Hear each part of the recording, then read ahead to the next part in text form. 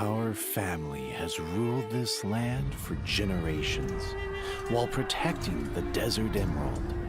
A massive calamity was approaching, which threatened the peace and prosperity of our kingdom. I desperately tried to gain power for my people. It was on that night I saw a beam of light. I thought to myself that this was our chance.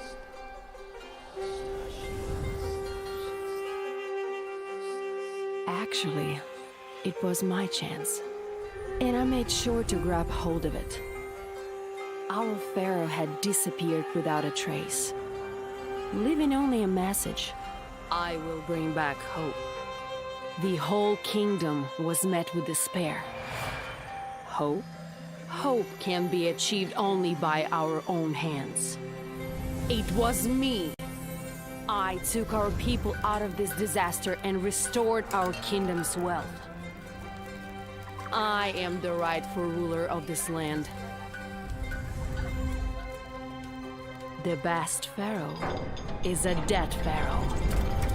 He should just quietly be revered from the shrine.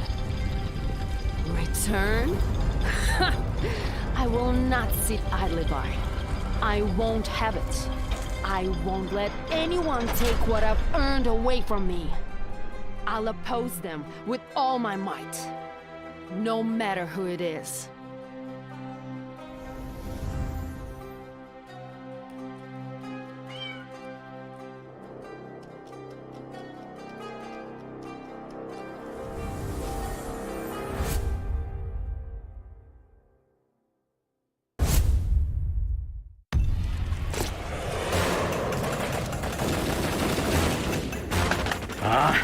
Ammo खत्म हो गया। अब दिखाते हैं धमाकेदार entry.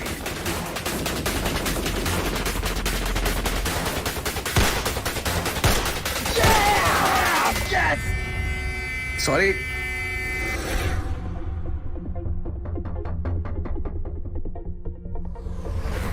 मुझे चारों तरफ से घेरा हुआ है। But you know what? I got this.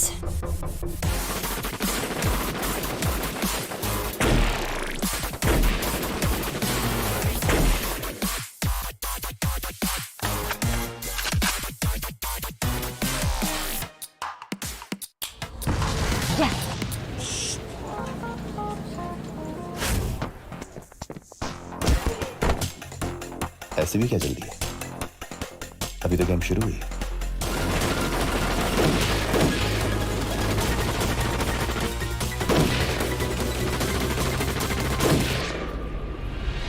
Yes! क्या बात है?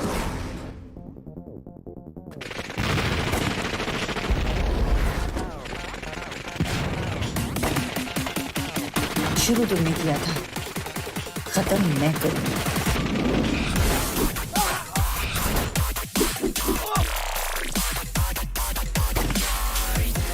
एक जज्बा, एक टीम, सबकी जीत। ढूंढे अपने अंदर छुपे हीरो को। गली स्क्वाड के साथ बी द हीरो। मारखौर कौम पर गैर मुल्की यलगार की पेशन गोई हो गई।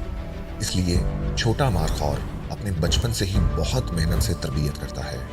ताहम वो तंज और तंज का शिकार है। जब तक कि आफत पेशन गोई के मुताबिक ना आ जाए, वो एक नौजवान लीडर बनता है और लड़ने की हर मुमकिन कोशिश करता है। आखिरकार वो दुश्मनों को शिकस्त देता है और जीत जाता है।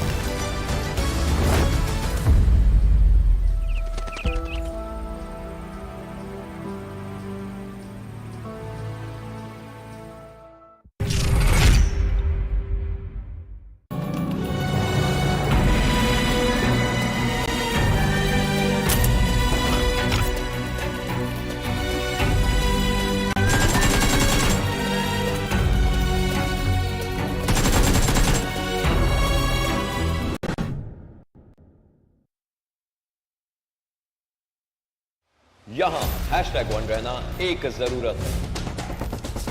ये जंग जीतना हर एक टीम का सपना है और इस सपने को पाने के लिए ये अपना सब कुछ दांव पर लगाने को तैयार है।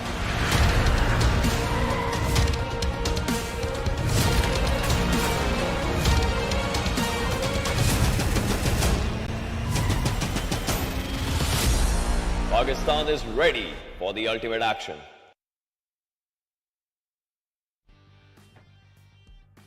Hello and welcome to this wonderful Pakistan region. After all, this is the PMPL right here with the fall split season, and it is going to be a wonderful ride because after all, this being the final start to week number 2. Now, of course, we've seen the first time that Livik and the teams that were able to participate. Along with that, I'm going to be host Brother. Along with me, joining is none other than Fixes right now.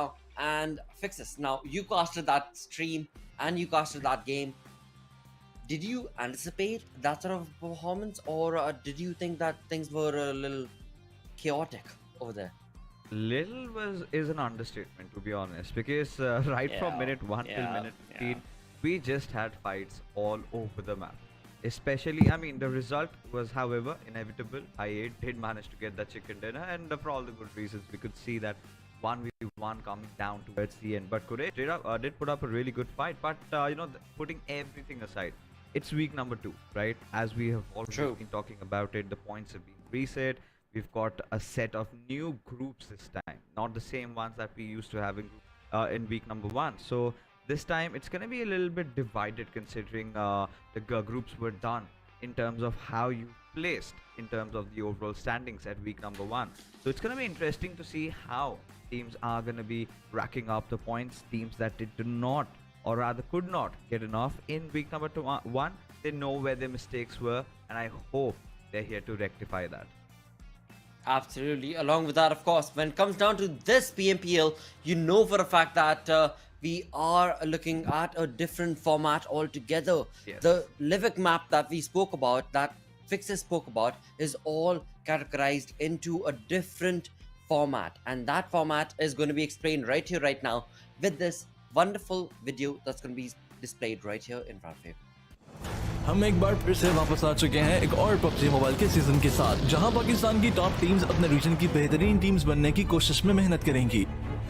तमाम जोश और drama जो कि spring season से चलता आ रहा है, हम तैयार हैं सारे जोश जज्बे और एक्शन को नए फॉर्मेट में देखने के लिए। PMPL पाकिस्तान फॉल स्प्लिट 2022 की लीग स्टेज को 3 हफ्तों में तकसीम किया गया है।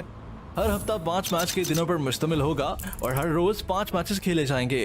टीम को ग्रुप में शफल किया जाएगा और हर टीम एक दिन में 4 मैचेस खेलेगी। हफ्ते के इख्तिताम पर टॉप की 12 टीमें एक इजाफी मैच लिविक मैप पर खेलेंगी। हर हफ्ता नया शुरू होगा और पिछले हफ्ते के आदात शामिल नहीं किए जाएंगे। लीग स्टेज के दौरान टीम्स को बोनस पॉइंट्स हासिल करने का मौका मिलेगा।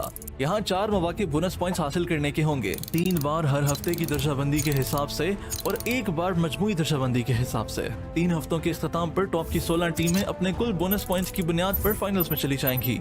वो टीम्स अपने फाइनल्स की शुरुआत अपने बोनस पॉइंट से ही शुरू करेंगी जो उन्होंने पूरे लीग स्टेज में हासिल किए थे। इसका मतलब जो टीम लीग स्टेज में अच्छा करेगी उसको फाइनल्स में मायने खेज फायदा होगा। फाइनल का खेल 3 दिन पर मुश्तमिल होगा, जहां हर रोज 6 मैचेस खेले जाएंगे। तीसरे दिन के इख्तिताम पर जिस टीम के सबसे ज्यादा पॉइंट्स होंगे वो PMPL पाकिस्तान की चैंपियन कहलाएगी। इसी के साथ टॉप 6 टीमें PMPL साउथ एशिया चैंपियनशिप के लिए क्वालिफाई करेंगी। अब किस तरह टीम्स नए फॉर्मेट से वाकिफ होंगी, जानने के लिए हमारे साथ बने रहिए।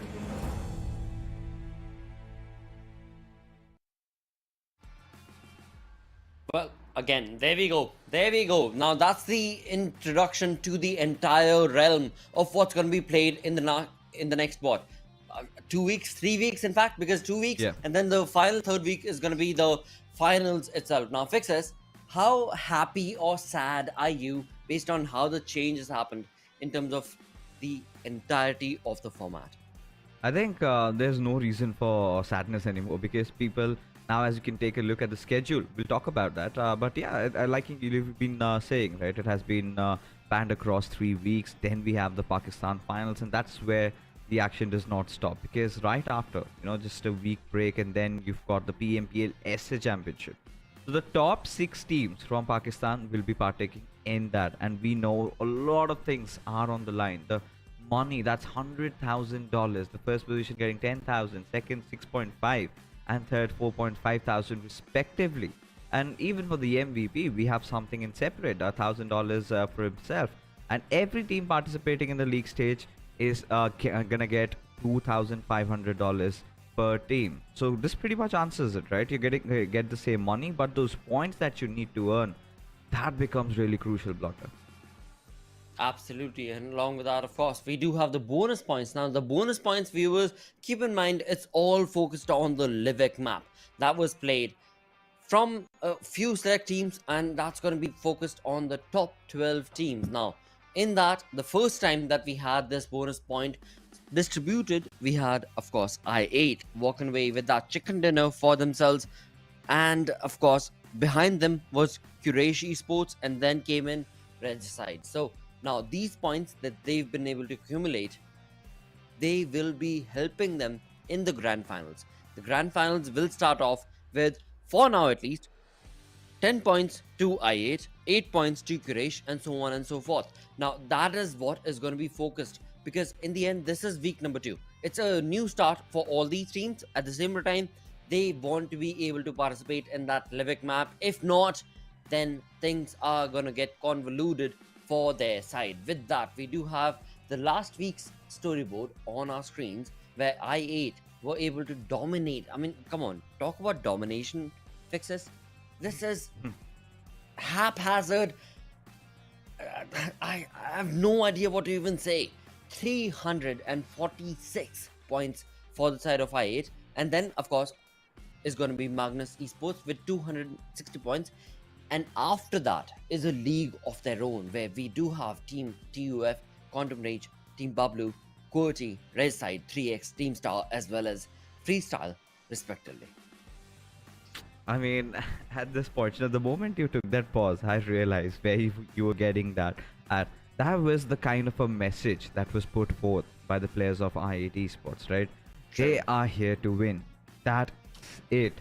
But as we move along, like you can see, Plotter, we did have few of those teams really fighting their way through, but they could not make it to the top 12, could not play that extra bonus game of Livik. I mean, I think this is where you kind of feel bad for teams like North Esports, despite getting those 2 chicken dinners out here. Team H2E, what a brilliant run by these lads towards those end phases of the week. And I'm really excited to see what do we have from their side this time around, because the way they've been playing, I think they're making progress in the right direction. And if they can just work out on their mistakes of week 1, this time I'm pretty sure they can make it to the top 5 if they try hard a little bit. Absolutely. I mean, yeah, fingers crossed for sure. But at the same time, week 1 is already done. Now these teams have 2 weeks. Week 2, week 3. 2 weeks that they've got. And the amount of change and the dynamic change that's going to be required from their side. Yeah, that's going to be a lot. And if they're not able to deliver that on this day 1 itself of week 2, I'm gonna be sided with the teams that have already performed and outperformed the other teams themselves. Now, nothing taken against for the teams that have put themselves on the second page, but that's what the storyline is. That's what the journey is. That's what the background is. And we'll all find out that if at all there'll be a change or not. Success. Yeah, I mean, we definitely will. But, before we get things started off, let's take a look at the head-to-head between the top 2 teams over here. I mean, Magnus Esports and R3D Esports.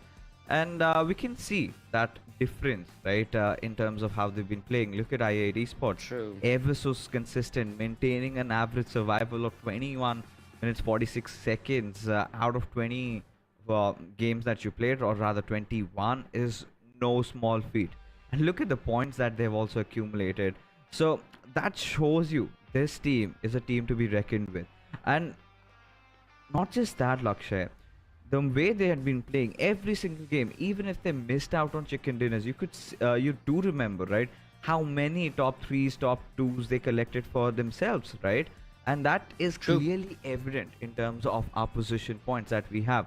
But Magnus Esports, I think they've had their days of fortune where there are certain days where they kind of hit those double chickens, and when there are days they kind of a little lousy.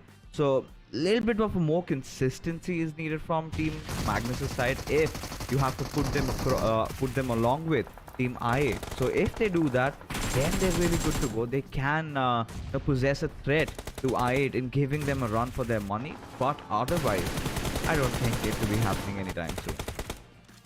Well, again, Fixes, we were talking about it as to what team is going to be that will be able to face up against IA. And it seems Magnus is probably going to be the one. Even though, when it comes down to the stats, yes, there's been a big difference, a stark difference in terms of how much damage was showcased. But in the end, of course, it's all based down to where you place yourself in the overall ranking, where Magnus has been chasing IA's performance. At the same time, of course, on our screen, of course, is going to be the kill feed, the entire remap of what happened in week number 1. Now that is where I8 as well as Magnus were able to outperform their competition, and the most important thing was, well, they knew where the opponent was and they were able to capitalize on that moments earlier, many moments earlier, right, before their opponent could even understand what was happening. Now this is where I8 as well as Magnus put themselves aside, and then there's the entire lobby. Now we'll have to see, like I said, if Magnus is going to be able to topple over I8, if in week 2 are they going to be able to get those many points or not. Well, we'll find out really soon. Oh, we certainly will. And it's just not about Magnus and I8 anymore. There have been few other teams that have been really climbing up the ranks. I think the likes of TUF, the way they started things off, by the end of the first day, I think they were the ones who were on top, and we were really impressed with how they had been playing all along. And it's just not about them. T20 QWERTY as well, even the likes of Quantum Rage, and this is a little bit of a comparison being drawn between teams that were around the 4th and the 5th position, right? Team BABLU and Quantum Rage. BABLU started off with a bang. Quantum Rage were the more balanced team, more slower paced team. They were very opportunistic, and towards those end phases, that is where they really started to spread their wings. And when they did, this was also again one of those teams that was in contention for that top 2. Indeed they were. Indeed they definitely were. But at the same time, the amount of lead that was created from the side of I8, yeah, it's going to be very difficult for any team to try and capitalize upon. But Quantum Rage, as you so perfectly mentioned, were almost on that crucifix to be able to participate as well as dominate. But now week number 2 is where they are going to have to showcase that same exact prowess, because again, I mean, Fixes, week 1 we saw teams go up and down. There were roller coaster rides that were being showcased from a lot of these teams. But week 2, we want to be able to see determination. We want to be able to see the consistent play. Now, which team is that going to be? We will definitely find out. But again, talking about Quantum Rage, from day 3 onwards, they were on point throughout. But BABLU, they started off with a banger from day 1 to day 2. Towards day 3 as well, BABLU was there. But day 4 and day 5, things kinda swindled down for them. So that is where Quantum Rage picked up the pace, as we can clearly see in the highlights as well. It's all going to be focused on week 2 and how is week 1's performance going to be compared to week 2 for these two teams. 100% agree with you. Now, Team BABLU, like you said, right? They've had made those changes. That was necessity. They had been informed. They did manage to almost miss out the chicken dinner. If you remember that TUF's Joker, that Erangel game, almost won before the entire team. But yeah, I think both these teams have had their fair share of laughter and sorrows, and I think they know exactly what they have to do. But as we take a look at their crafts, right, like I suggested, Quantum Rage, it was during those 3rd or the 4th day, that is where they took a huge rise. But for Team BABLU, they started off with a bang. The 2nd and 3rd day did not really go the way they wanted. But towards the fourth and fifth days, that is where they started picking things up. And the way they've been playing, of course, that bonus match did not go the way they wanted, right? Could not collect any points at all. Just got wiped off. We did have a few of the rivalries also being breaking out, if you remember. I think it was one of those players of Team Magnus who went after fisting the players of TUF during that bonus maps of Livik. So it's going to be interesting to see if TUF are going to be, coming back with a punch, or they're just going to be happy with a swollen face. So that's going to be interesting. True. But now it's time, ladies and gentlemen, to take a look at the schedule for the evening. And we do have an Erangel starting off first. That means teams from Group E won't be playing the first game out. By Group E, I'm talking about Team BABLU, Team QWERTY, Team Faulty Devils, and the Grounders. Well, again, just to get a little bit of correction going on over there, we do have, of course, A, B, C, and D groups participating in the first match that will be played on the map of Erangel. At the same time, Group E will not be participating, where indeed Regicide, Freestyle, North Esports, as well as Team H2E are not going to be a part of it. Now, I think we've had a group change, right? Well, again, right? You talk about that group change. Will that matter? Will that matter in the entire battleground? Is what I ask. All the teams, all the groups, no matter what the group is, no matter what the team is in that certain group, they are all focused on getting that chicken dinner. And at the same time, of course, they're also focused on getting that aggressive approach. Now, therefore, I ask, will that matter if at all there's a change in the group? I mean, it's going to be interesting, 100%. Now, as we take a look at all these new groups in front of us, right? It is teams in Group A, of course, I8, Freestyle, Metershot Sky, R3D. We've got Group B, comprising of Magnus, Quraysh, R3D Esports. Group C does have TUF, North 3X, TmwEsports. Group D has Quantum Rage, H2E, T20 and TmwEsports, while Group E does have BABLU, Faulty Devils, Regicide, and the Grounders. Now, it's going to be interesting. Now, like you said, Blotter, is it going to matter? Well, I mean, it comes down to teams' specific choices, right? If, let's say, you do share some nearby drop locations together and you're in the same group, then that might be a little bit of a situation. But if you do not, meet early on in the starting, or maybe there's nothing to do with, there's got nothing for the other team to do with your rotation, then you can be completely fine with it. So it comes down to every team's personal way of playing, and if the other team in the same group is gonna provide hindrance for them. And history has been a testament for that.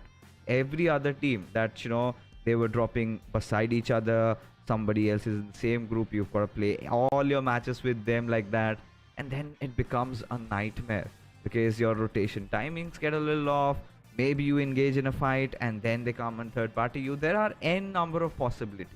So yeah, you have to be prepared for the worst. Absolutely. Along with that, of course, fixes.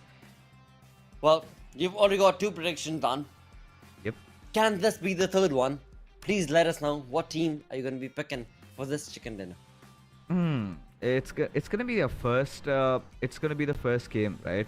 So yes. I think I really want someone else, someone out from the blue to come up and go swinging. So I think to be a little safe and at the same time be a little risky, I think I want to go with Team TUF this time. Oh, well, that's a good one. That's definitely a good one, because again, we want to be able to see the side of TUF to be able to come back and the glorious days that we spoke about from day 1 to day 2 as they started things off. Yeah. Maybe week 2 could be there. At the same time, I'm going to move on along and choose one of those teams that is highly under pressure, definitely. At the same time, they do have the capability. I'm going to go with Quraysh Esports. Let's see if they have what it takes to get this chicken dinner this time around in match number 1 of week 2 and of course day number 1. Let's find out. Let's definitely find out if that'll be the case or not. Oh yeah, it's gonna be so much more exciting, right? Especially now that you've gone for Quraysh Esports, now we have been talking about them. This is one of those teams that played their hearts out towards those end phases, even in that bonus map True. of living. They were the ones that turned out to be #2. Shows that Exactly. yes, they have been putting all the right efforts at the right directions. But you know, for me, I'm going with TUF because I believe in them. As a matter of fact, you know, they do pack that punch. Every single player is so well equipped with that skill, with that arsenal of variations that they have. But enough said and done. Let's just head into the battlegrounds because the match has begun. The flight path trajectory heading all the way from Milta towards shooting range. It's going to be interesting if we can see any sort of changes in the team's way of drop. Well, let's find out.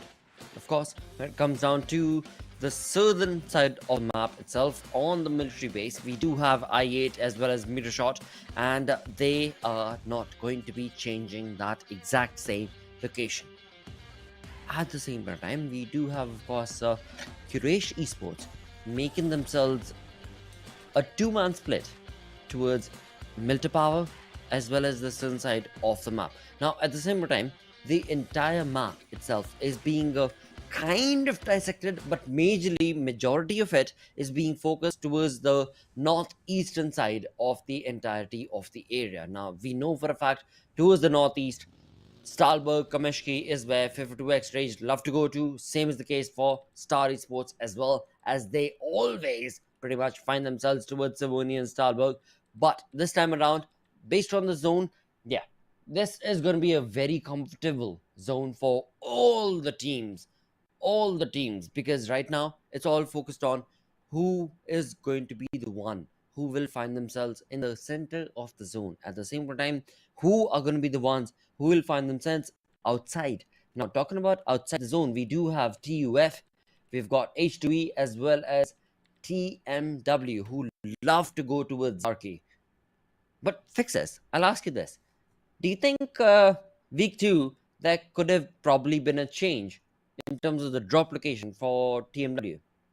Or they're looking A-okay from your side? I think they've been liking it. We've seen them do this. You know, usually it's BABLU and H2E around those northwestern Georgia cities, and TMW rotate right after them. Star has been sticking on to their good old Severny. They've never left that. But we've seen this traffic every single time around that school apartment areas. Now, imagine, you know, if 3X, North Esports, or R3D, if these three teams share the same group, that's where the trouble arises, right? If they do not, it's okay. You know, you get so much looting space, you can even rotate around. But every single time, if you're matched up against each other under similar circumstances over here, then it is a thing to be worried about. And now we've seen North Esports had their fair share of laughter. 3X Esports also, Lakshay, if you remember, that final day was so very good for them.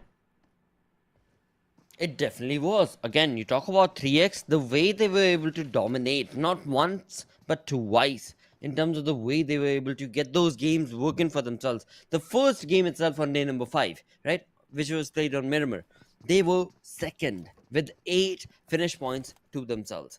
You talk about the third game, again, on the map of Miramar, they were comfortable, but on 4th, they got that chicken dinner with only 4 kills, with only 4 elimination points. So that itself clearly indicates the fact that 3X, yep, they're there, they understand the lobby, but can they do so again? Because in the end, all of this is focused on which are going to be those teams, the teams that will participate in, of course, SA Championship, which will be top 6, but at the same time, the teams that will be a part of the grand finale itself.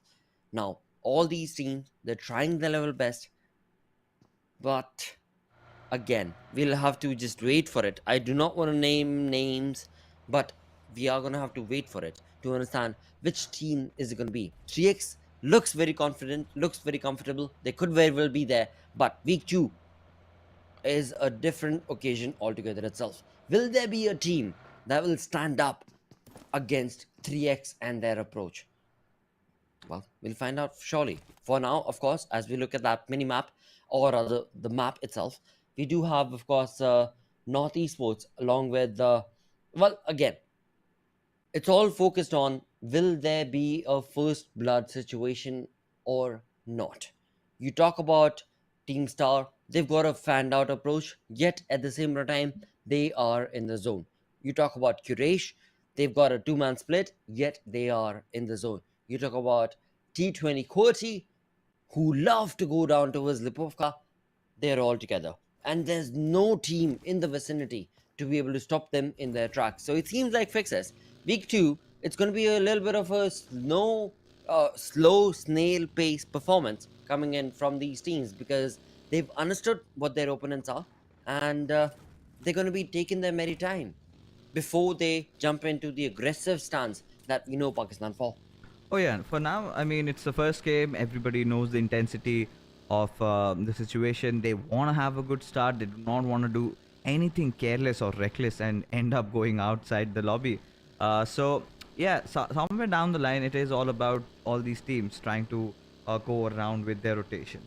Now, if you can pay attention, we've had some few changes, right? Especially with Star making a very quick drop towards that central side of the map, or rather trying to hold the center of the map, which gives away a lot of the intention this time around to try and get those early zones, good control of it, and that is how they want to proceed from around here. North Esports, R3D, they haven't moved a muscle, right? They're just where they're supposed to be. Whereas 3X, they decided to branch out a little far. That is where they're gonna head. They did head away towards the Water City and those areas. But a team that doesn't really budge at all, no matter what the circumstances are, that's going to be Team I8, right? They went off down south and they're still around the southern area. And I'm going to assure you, towards the end of this match, they're definitely going to be in a good contention, good area to take those fights. All they have to be doing seriously in order to get a chicken dinner is not overstep. I think this is something that we have witnessed from I8 side. They tend to overstep sometimes, or maybe even on more occasions, and for all the right reasons, right? If you have almost 100 plus points of lead against the team that's that's on the second spot, it's inevitable that you're gonna do that. And not just Lakshay, if you can take a look at the map feed, it's not just Star. Also, it is also Team Qwerty T20 that have rotated around the center. So every team wants to play around the center, but this is where I've been talking about. If that curveball hits, you're around the center, you're surrounded by teams, it gets so difficult to get out of that place. Indeed, that is true. That definitely is true. But will these teams realize in time? Because for now, as you perfectly mentioned, they're all working towards that center, and that center itself is getting crowded. But which team, which player is going to be able to realize that, all right, you know what, for a fact, the zone is only first. It is going to shift. It is going to make a change. Now, that's where we are going to see a shift coming in from the zone itself. But before we talk about that, it seems like in my ears, I can see, or rather hear, a little bit of a shot and a spray taking place. Which team was that? I wonder. Because again, you talk about these players, they're all up and ready. There's nobody who's gone down on their knees. For now, it seems like Team Star is going to be taking on those shots and those sprays. From Scarrel, it's going to be Miracle against the players of TmW. Now, talking about Miracle himself from Team Star, it is going to be a very important conversion from his side. You talk about the zone, yes, it's looking comfortable for the side of Team Star as well, but talk about the zone once again, and the zone has shifted. But nothing to worry about for Team Star as they find themselves in a comfortable position, at least for now. But they need to be able to justify that position, and for that justification, they need to be able to take down TmW, and they are ready. They have the compound, they've got the knowledge, they've got the information. But can they do it? Because again, on our screens is going to be the map, and they are going to find themselves in the center of the zone itself, where TmW is going to try their little best to push on a guest, and the rotation from NES is going to be sprayed on upon from TmW, at least for now. But yet again, no confirmed knock is going to be there. No confirmed point is going to be there for TmW. Oh, the first fight that we'd been waiting for. It was sort of bound to happen, right? North Esports going up against R3D Esports. Now, this is going to be really exciting considering how they're making sure they set up their flanks, they make sure they have all those smokes being deployed. They want to isolate their enemy, right? Making sure that Anubis and Destroyer cannot provide that cover fire towards Hawk as Amin and his crew. They're going to be pushing ahead.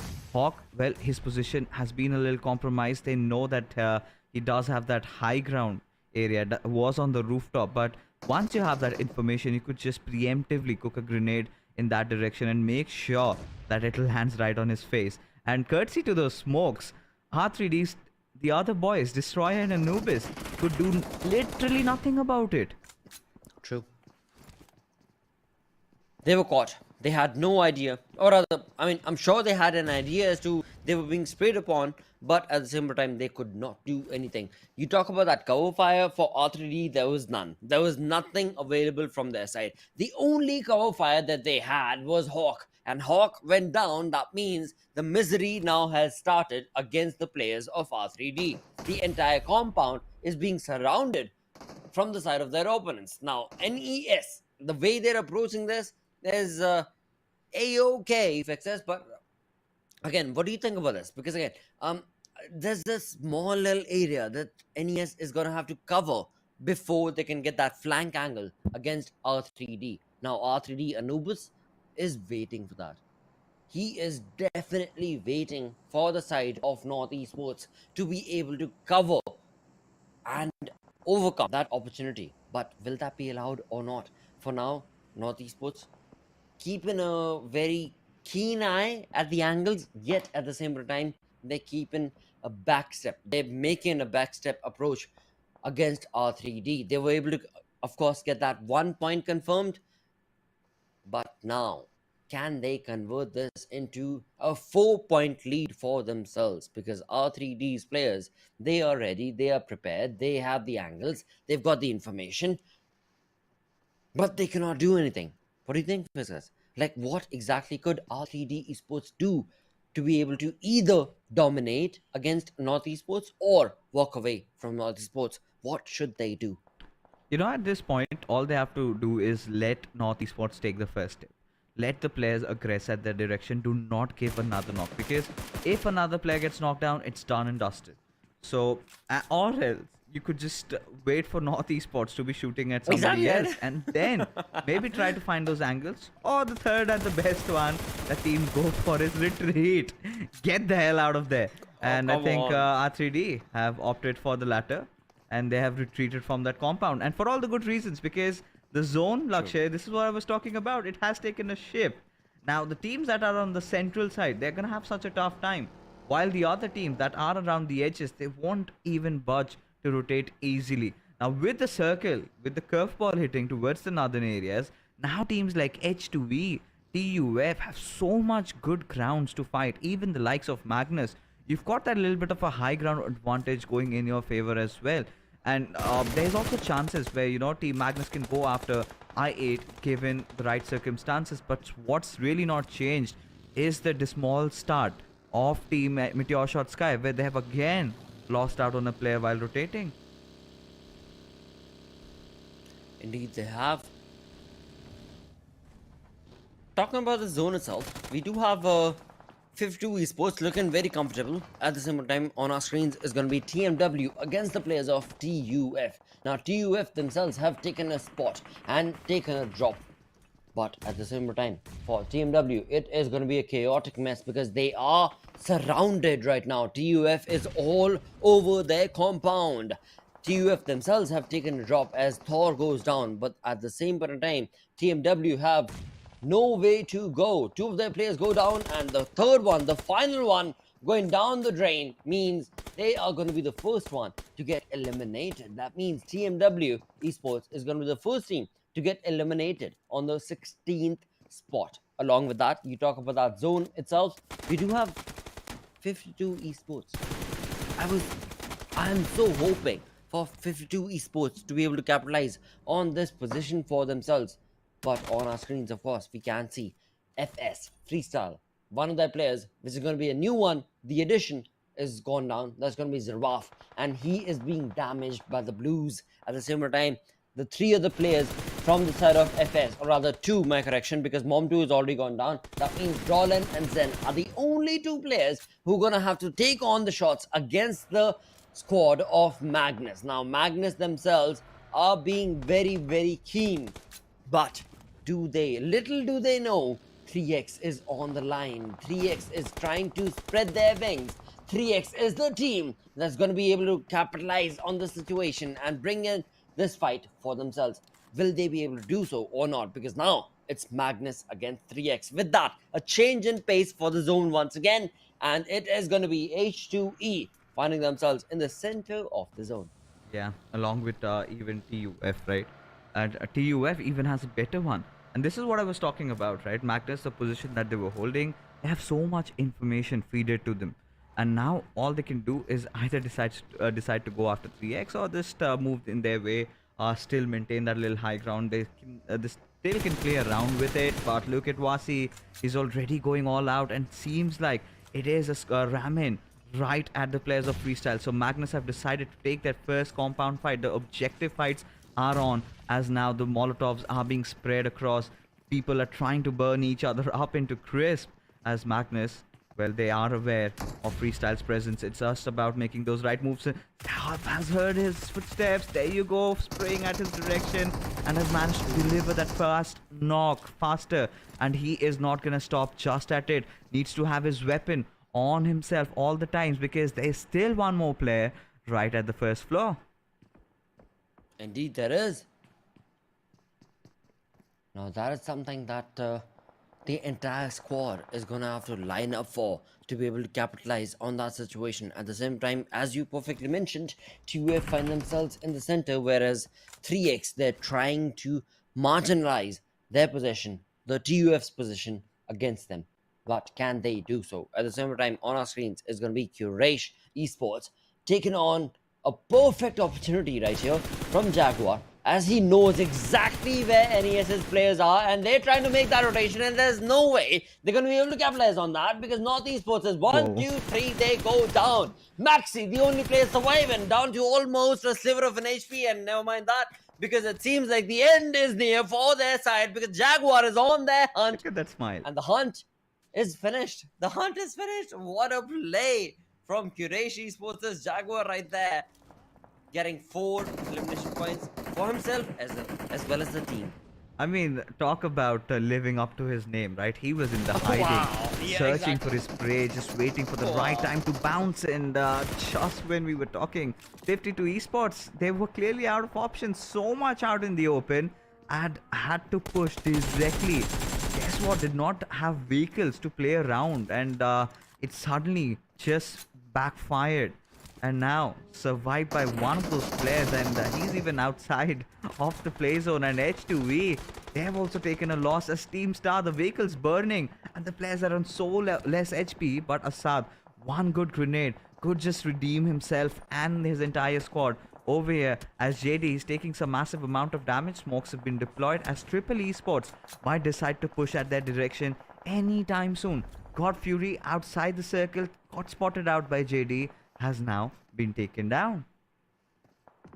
Indeed, he has. At the same time, we do have 12 teams remaining, 42 players alive. Along with that, when you talk about that zone, the zone is going to be shifting. The zone is going to be dictating as to where the fight is going to be taking place. On our screens, of course, we do have Metershot taking on shots against the players of I8, and Ghost goes down all by his lonesome. He, of course, has no cover by himself. Along with that, H2E is Assad taking on shots not only once but twice against 2 individual teams. Now that is where Team Star are being divided, as they are left with just a one-man army. And of course, for Assad, it was not easy to get that conversion done. But at the same time, you talk about the conversion is there. And H2E, the way they are changing their pace from week 1 to week 2, it is clearly indicative of the fact that they are picking themselves up. And this is the kind of pickup that we needed from the side of H2E, because all three players still do survive. One player has gone down, but at the same time, we move on along from their side towards Kuwachi as they take on shots from one team to the other. Triple Esports are the ones in their limelight, are the ones who are in their are the ones who are going to be in their crosshairs. And one by one, Triple Esports go down themselves as well, as they are left with just a two-man army, thanks to Gravity. Yeah, indeed, Khan trying to provide cover fire from the black lines, trying to save his teammate. But Magnus do understand that this is a fight that they cannot just, engage in blindly, because they aren't aware about the other players of Team QWERTY. Now, the big question is, I don't think they can get that revive onto its Voltrox, but yes, T20 QWERTY fight to live another day as Metershot Sky hit on the players of I8, who are in a world of trouble, as Blade, he's been taken down. Ghost has been taking some massive amount of damage as well, and it is just not from one direction where they're getting shot at. It is those multiple areas. Now Metershot Sky, despite not having a little bit of a rough start, have finally managed to apply some pressure on the elephants in the room. That has to be I8, as Blade getting that confirmation that is going to sabotage their way up into the top spot. But TUF still enjoying that comfortable position, getting those finishes one after the other, as Ghost decides that he's got to also deal with players right on his left in the form of 3x Esports, and that is where Dragon goes down. But I8 cannot just push blindly. As you can see, it is going to be 3x and Metershot Sky, two teams required to take down I8, and they are indeed out of the lobby, as Kratos is getting shot from the far off land, and it is going to be Ash from Metershot Sky. It is bloodbath happening left, right, and center, Lakshay. It definitely is. Again, talking about how I8 was dominated against, that is exactly what this lobby needs to do, and that is what we were showcased from the side of Metershot 3x as well, as they dominated against I8. Now, what they have to do is be at the center at the zone. Now, talking about the center of the zone itself, which again has shifted. This is going to be in favor of 3x for now, but can they capitalize on that? Along with that, of course, is going to be TUF, as well as, of course, the players of Metershot, who find themselves at the edge of the zone. But from the north, we can see T20 QWERTY. T20 QWERTY, they need to capitalize on this mess. A lot of mess has taken place in this fight, in this game, in this battleground. But now, if T20 QWERTY want to be able to capitalize on that, they need to move in from the north to get into the zone. Now, talking about the zone itself, TUF have made their mark. Right across them is going to be Magnus Esports as well. At the same time, talking about the edges of the zone, they are being controlled by R3D, Quantum Esports, as well as Quantum Rage and H2E. Now, for Quantum Rage, there's only one final player remaining, but at the center of the zone, we still do have Quraysh Esports trying to make a marker. They're not at the center of the zone. They're trying to make themselves in towards the edge. They're inching towards the edge from the western side, from the eastern side, my apologies. But can they do so? That was a nice knock, wasn't it? Just, tapping his way through. But yeah, it's going to be difficult for so many of these teams to try to get inside. And especially if you're on the low ground, especially if you are Metershot Sky right now, or maybe R3D, because you're not just going to get shot from one direction, it's multiple, because Quraysh, they're also trying to enter inside the zone, and the same can be said for the likes of H2E as well. So really interesting to see what do these teams have to offer, as TUF, they are just getting finishes after finishes. It was that circle shift, and look at the kind of a map control they have at this very moment, right? Really denying every team that luxury to even get themselves inside the center of the circle, and even have not really taken a single casualty. They know they've got their eyes on the prize. They want to start off really, with a bang, and that is exactly what they're doing. Now, Virus, very close towards where Halsey is. Is he aware of his presence? That's the big question. Decides to lob a Molotov, trying to flush him out, but not at the right direction. Halsey does not move a muscle and might just go after, trying to eliminate Ash in the process. Gave away his position, could get potentially knocked, but still making sure he's got that angle checked. And if he's heard his footsteps, right, he knows now where exactly Halsey is. Still has a very good high ground advantage and really capitalizes, connects that head with that arm, And there you go, yet another squad wipe coming in for TUF as they are marching towards victory. Well, with 4 teams remaining, 10 players in total, this is a chaotic mess is what this has turned out to be. TUF looking very comfortable with 3-man army from their side as they've got the control, but it seems like it is going to be taken away from Magnus's side as Magnus Esports, as Zen and Finisher are going to be the ones who are going to be taking away those shots and taking on those sprays and taking on that perfect retaliatory position against the players of TUF. Now TUF's players, they've gone down to just 2-man squad, and now they need to be able to deliver. It all falls down to Edgar's position, and he will be able to definitely rectify that mistake that was created earlier from Virus and Thor. And now Edgar will be the man who will stand true and tall, because we've got 3 teams remaining. Magnus Esports get eliminated. Quraysh Esports as well as R3D are the 2-man army that do remain. At the same time, a 3-man squad from TUF is what we are looking at. Now TUF, they're preparing themselves, they've got themselves ready, but who has the control of the zone? We've got the majority of it in control of R3D. At the same time, we also do have Quraysh Esports participating in that entire fray. Who will be the one walking away with this chicken dinner? Slowly but surely, it's all pointing down towards the king of the hill situation. Who will be the king? Who will be the one walking away with the information, as well as the kills, as well as the zone, as well as the fight, as well as, of course, the points? Let's find out. Of course, for now, we do have, of course, the smoke wall being created from the side of Quraysh Esports as Jaguar as well as Raif, as we do see TUF's Thor and Rico slowly but surely inching in towards their position, but it seems like Jaguar with the UMP is going to be able to capitalize on that situation. No idea how he was able to see that movement, but he definitely was. That means TUF is at a backstep. 2v2v2 between these 3 teams is what we're looking at. Fixes. Oh yeah, indeed. Now Edgar, he is steady as a rock, not even moving a muscle. He knows Jaguar where he is, but sadly he is out of option. Does not has any utility to work around with. Spots out one of those players, Jaguar. This time he's going after him as Edgar gets taken down. Jaguar, being so vigilant, is already having kick skills to himself, and this is where Virus, he does not want to be a part of it.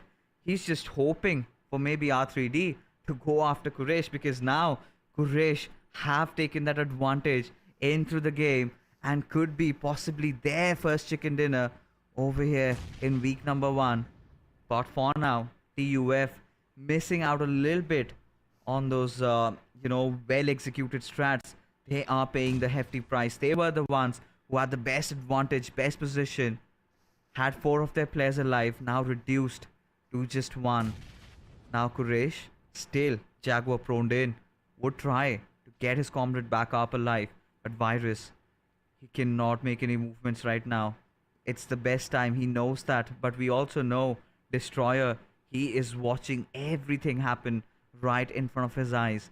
Did see relief for a moment, he just stood out before proning in, getting the first aids up. Now Destroyer, he also wants to close in along with the blue. He's moving in inside the zone, and it has come down to these 4 men inside the lobby. Everyone vying out for the chicken dinner. It's a 1v1v2 situation, and in the next few moments we'll have an idea as to who is gonna walk out with that last smile on their faces. Indeed, they definitely will. In fact, we ourselves are going to know exactly what team is that going to be. TUF Virus, the only player surviving. On the other front, we do have R3D. The final player is going to be Destroyer. At the same time, the advantage is going to be capitalized, hopefully, from the side of Quraysh. But can they do so? Jaguar and Flood Relief, they are the only 2 players surviving. They're all waiting for the zone change. They're all waiting for how the shift is going to be placed. But will that be enough for Quraysh Esports to be able to capitalize on that? Again, you talk about that hill situation, right? It's helping all of these teams and the players, because the center of the hill is being capitalized from Quraysh. At the southern end is going to be, of course, TUF as well as Destroyer from R3D. But who will be the one getting closer and closer with the AKM in his hand? Destroyer goes on ahead, and with that, his spot is going to be capitalized upon, and his team is going to be ranking in third with, of course, two elimination points to their name. With that, Quraysh Esports, they now are going to be moving ahead and moving away rather from each other. Flood Relief goes down, a perfect spray coming in from the side of Virus, as we do have 1v1 situation between TUF as well as QE. Now it all boils down to who is going to be the one. Virus with the UMP is going to be pushing on ahead. At the same time, of course, that perfect retaliation from Quraysh Esports' player is going to result in him walking away with that beautiful chicken dinner. Wow, okay. Seems like you've made your offerings to the gods, because Quraysh Esports takes that first position to themselves, 12 eliminations, and Waterman Jaguar has his name over that MVP all written over it. You know, the sheer cojones that he did pull off in those final few moments was amazing. It all started with, you know, just going after the players of NES and then taking over the circle.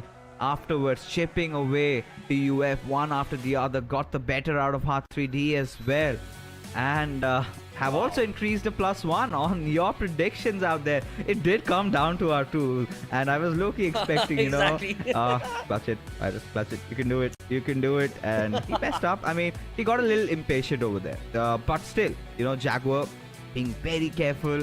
He managed to make those right moves, those right plays. And yes, Lakshay, you were right. Quraysh, they have come with a banger. And yes, what a start it was for these lads. What a start to the week number 2, day number 1 it has been for Quraysh Esports, definitely. At the same time, of course, Fixers, do not fret, mate. Do not regret this, because after all, it was so close, mate. It was so close. There was no way for Quraysh Esports to be able to walk away with that chicken dinner, but they played it in style. They knew exactly what was happening, and they were so very resilient in terms of how they approached that. And that is how they were able to walk away with that chicken dinner. But yet again, viewers, do not forget, we still do have 4 more games remaining, and we're still going to find out as to who are going to be the ones who will walk away with that chicken dinner in the upcoming game of Miramar. But talking about this one, Fixers, this was a close one. Nobody could have guessed. Guessed. We almost did. We almost did to get it right. Almost you got did, it right. You guessed it right, and hence you're gonna reap the rewards. But for now, ladies and gentlemen, we're gonna push for a short little break. We'll be right back. You don't go anywhere.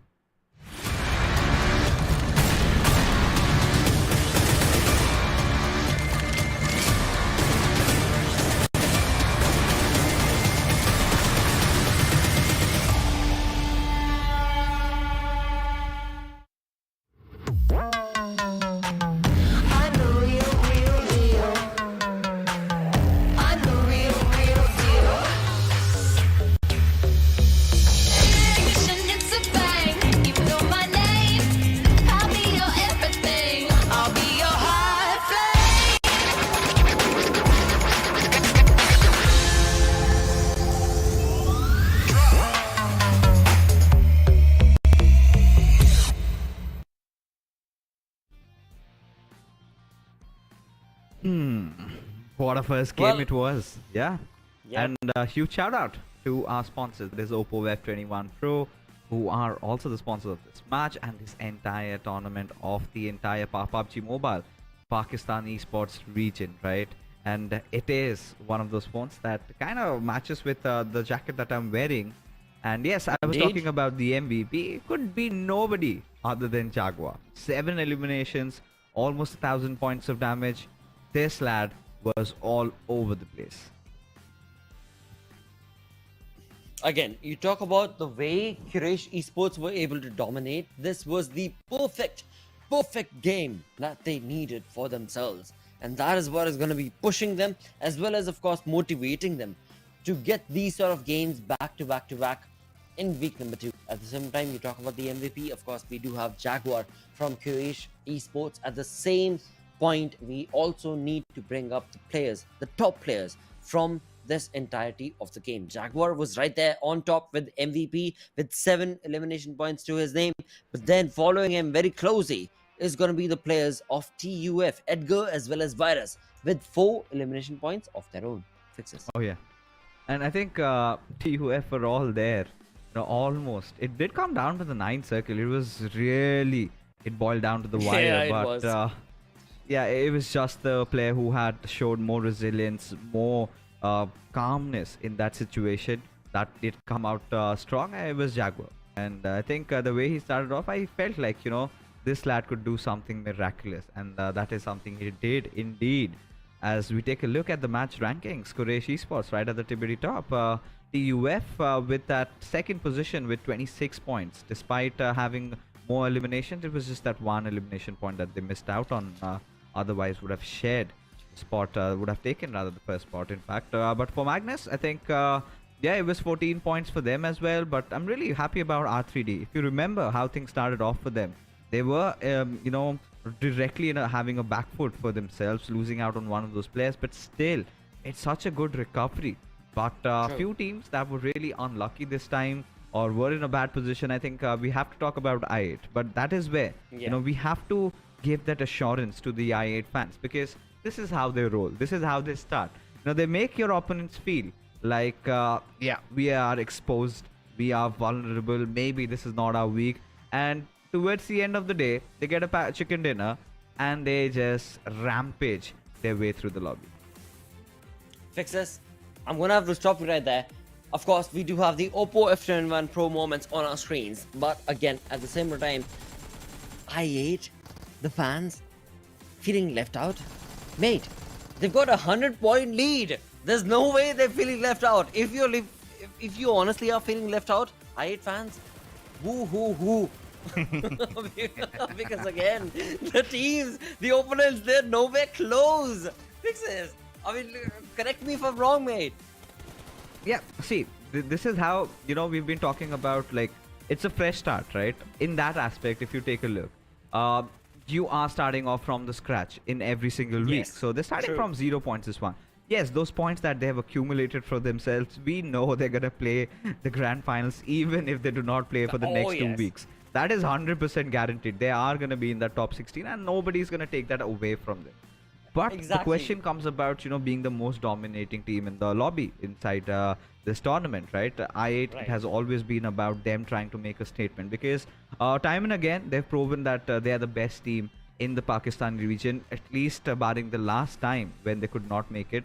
They could not win the PMPL. But their real challenges have always been lying in the SA Championships, where they kind of failed to qualify for the GC. So I think that is where their attention is completely focused on. They want to go into the GC, and with this team they can certainly prove themselves. As we take a look at the damage graph, it was all about that curveball hitting, right? When we were thinking it's going to be somewhere around that jungle, somewhere around that volcano area inside the forest, but no, it went towards the northwestern side, where TUF had such a huge map control for themselves. They were engaging, but one thing they did wrong was they got too complacent, sending one player, not getting those trades for themselves. Every player just thinking, heck yeah, I can just go in, get those finishes for myself. And that is where it kind of backfired. It was their game to lose, and they indeed lost. They did. And again, I mean, that's what the battleground is. Certain times you're going to be able to walk away with that perfect opportunity and convert that perfect opportunity into a chicken dinner for yourself. But at the same time, I will 200% in fact agree with you that it was TUF's games, and yeah, they lost it. They lost it because the way they approached it, the way they spread themselves out, then it was just not their game as soon as they did that. With that, of course,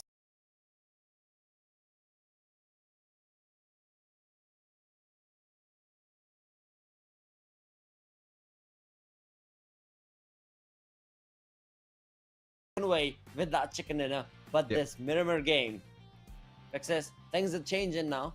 What team are you going to be predicting walking away with this chicken dinner this time around? Well, I mean, we don't have Group D playing this time around. So no Quantum Rage, H2E, T20 QWERTY and AAA Esports. And it is going to be a game of Miramar and I think I would want to go with North Esports on this one. North Esports did bag a chicken dinner last time in the first game of Miramar. I'm gonna stick with them. But what about you, Lakshay? Who do you think is gonna win this one out? Okay, all you right. already have one correct today. Yes and no. Yes that. and no, because I'm looking at the two queues that are in front of me. Right, we've got Quantum Rage, we've got Quraysh. Now, first game itself, of course, was taken over by Quraysh Esports themselves. Yeah. For the second game that's going to be played, we've got Group A, B, D, and E. Now, first time ever, we've got Group E participating in this first game of the day, or rather, their first game for the day. The Grounders, I would love for them to walk away with that chicken dinner. It's not happening though. It's not happening. BABLU, they're gonna get close. They're gonna get close, but they're not gonna be there. They're definitely not gonna be there. So I am gonna walk away with Magnus this time around. I want to be able to see Magnus. They've day 1, day 2 was looking very comfortable for them. After that, in week 1 is what I'm talking about.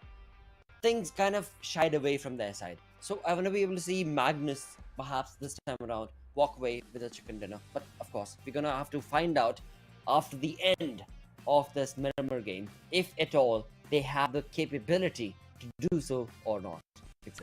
I think we'll get to know about that in just a wee while, right? But yes, Magnus for you, I think I'm gonna stick with North Esports. Now that is the predictions that we've made for ourselves, and I was really close to winning. That they've deep down under I had that laughter, that evil laughter. That is true. Yeah, I'm gonna get that 3. I'm gonna Yo, get that you know 3. what? Fix this. Let me point you one thing out. That for North Esports, the only way they're walking away with that chicken dinner, fans, please don't go against me, is if they steal it. If they steal it, it's gonna be theirs. If not, because they're really good. North Esports is really good in terms of understanding how the lobby is gonna be making those sort of rotations, where the zone is shifting. And if they're left by their lonesome, North Esports definitely have a chance. Same goes for TmW. That's how they love to play. But if not, mate, it's my game. I mean, you've been dropping so many truth bombs right from the start of the day. I mean, now thinking about it, it was actually one of those chicken dinners where they kind of stole it away. If you remember the first one itself, Miramar game, it was TUF again dominating the map of Miramar. It was all about North Esports having a good position for themselves, having all 4 of their players alive, and as a result, managed to secure it.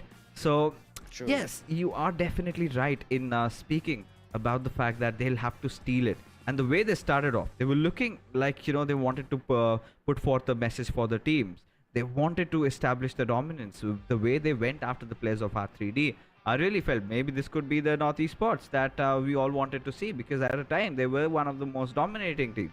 But then comes Jaguar, just in hiding, waits for the right opportunistic moment, and once he gets that, oh, North Esports, they were in shambles. They had no means of escape.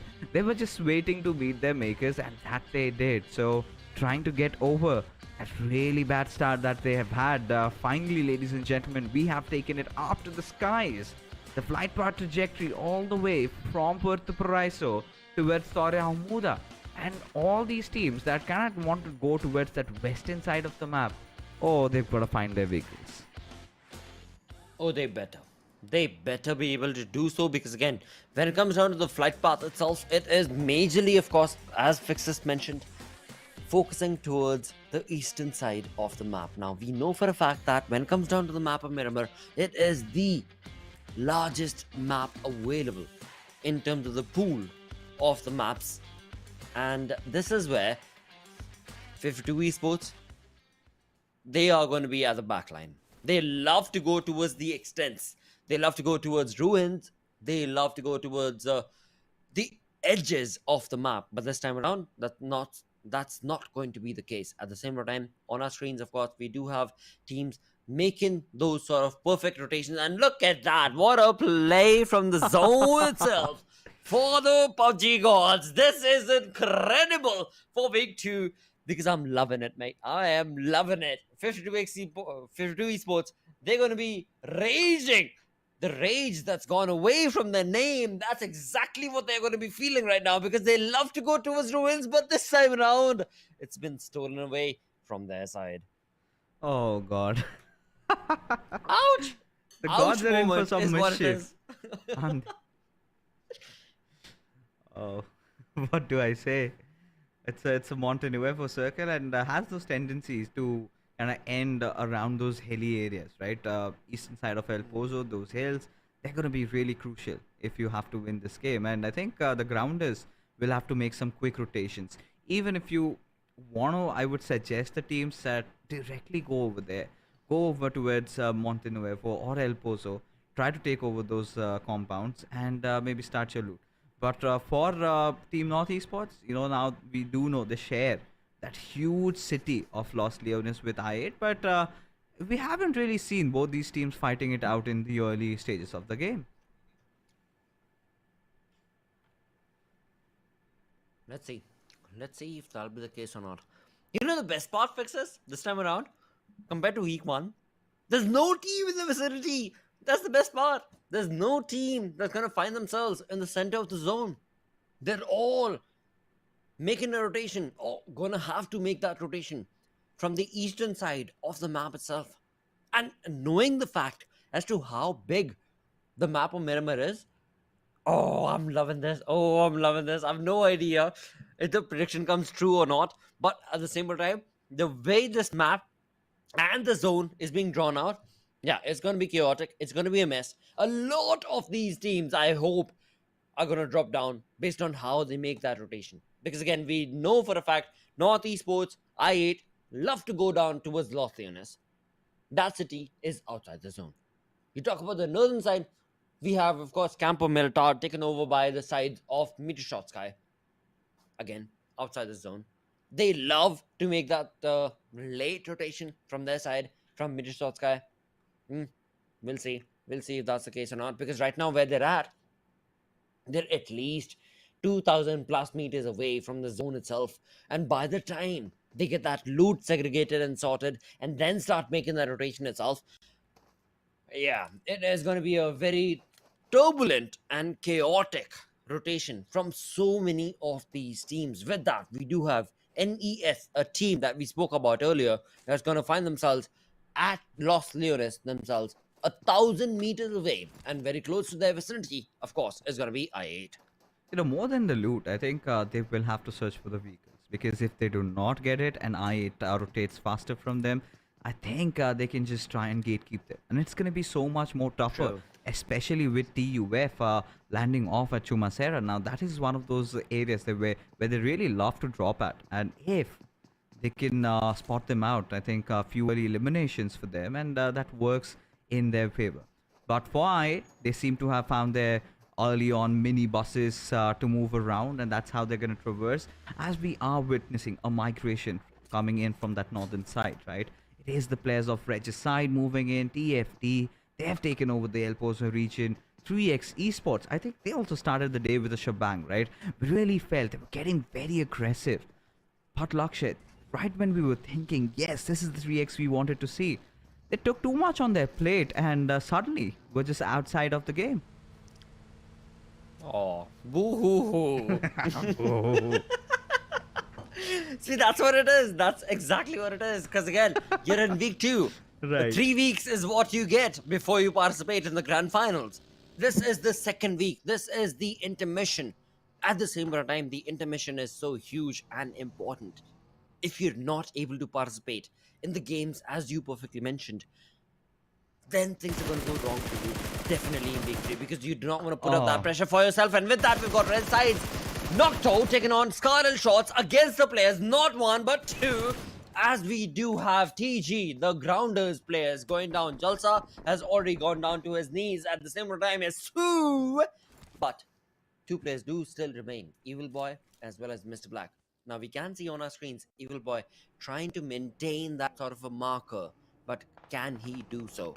Or before he does, can Regicide's player, Nocto's players, and his teammates, can they push on along? And it seems like a 3x third-party situation is going to be brought on from Miracle. And Miracle is so very close. Oh, Buzz did not see that one coming, did he?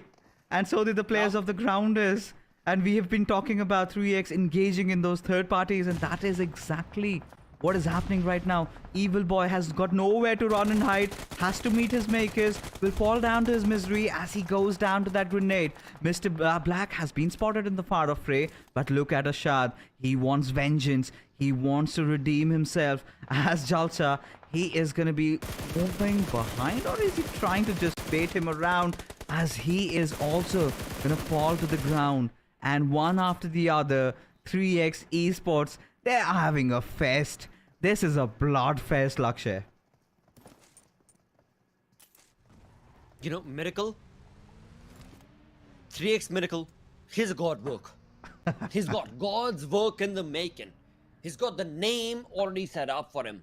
And that's exactly what he's doing in this 2022 fall split season for PMPL right here in Pakistan region. Miracle is a miracle worker. There's no two ways about it. And along with that, the communication that we saw right there from 3x, it has been so on point. Of course, in all, we still do have all 16 teams still remaining. But R3G, yeah, they're not going to be happy. Talking about the center of the zone towards El Pozo region itself, we do have TFD's players along with, of course, R3G, as well as the Grounders and 3x and FS and TMW, or all of them making that rotation towards the center of the zone. Will that be enough though? Will that be allowed though? We are definitely going to find out as we move towards the edges of the zone itself. We do have North Esports players against the possibility of 52 Esports. Now, 52 Esports is one of those teams that we spoke about. We thought they will in week 2 get a better performance, but can they do so? Can they deliver that or not? With that, the zone making another curveball and helping our teams that find themselves towards the center of the zone with 3x on our screens, still not happy with the amount of shots they've taken place, as all of them come together, Kratos as well as Miracle, as well as all of their teammates, Tyrant as well as Mari, jump on against the opportunity, take down. Please tell.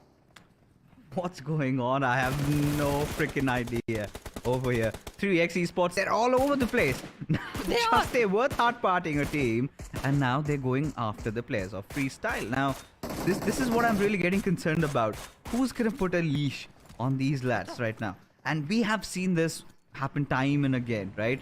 They kind of have that tendency to overstep every single time. We were just having this conversation when they got themselves indulged in a fight, and now in an entirely different fight. So this shows that this team does want to keep that aggression going in their favor all the time, all along. But 52 Esports, they seem not to have gotten over their hosts of the past. We haven't seen those performances being reflected from the side. And, you know, we have been having this discussion. They are the defending champions, right? They were the winners. And suddenly, they look to be in not even a contention to try and contest for that trophy.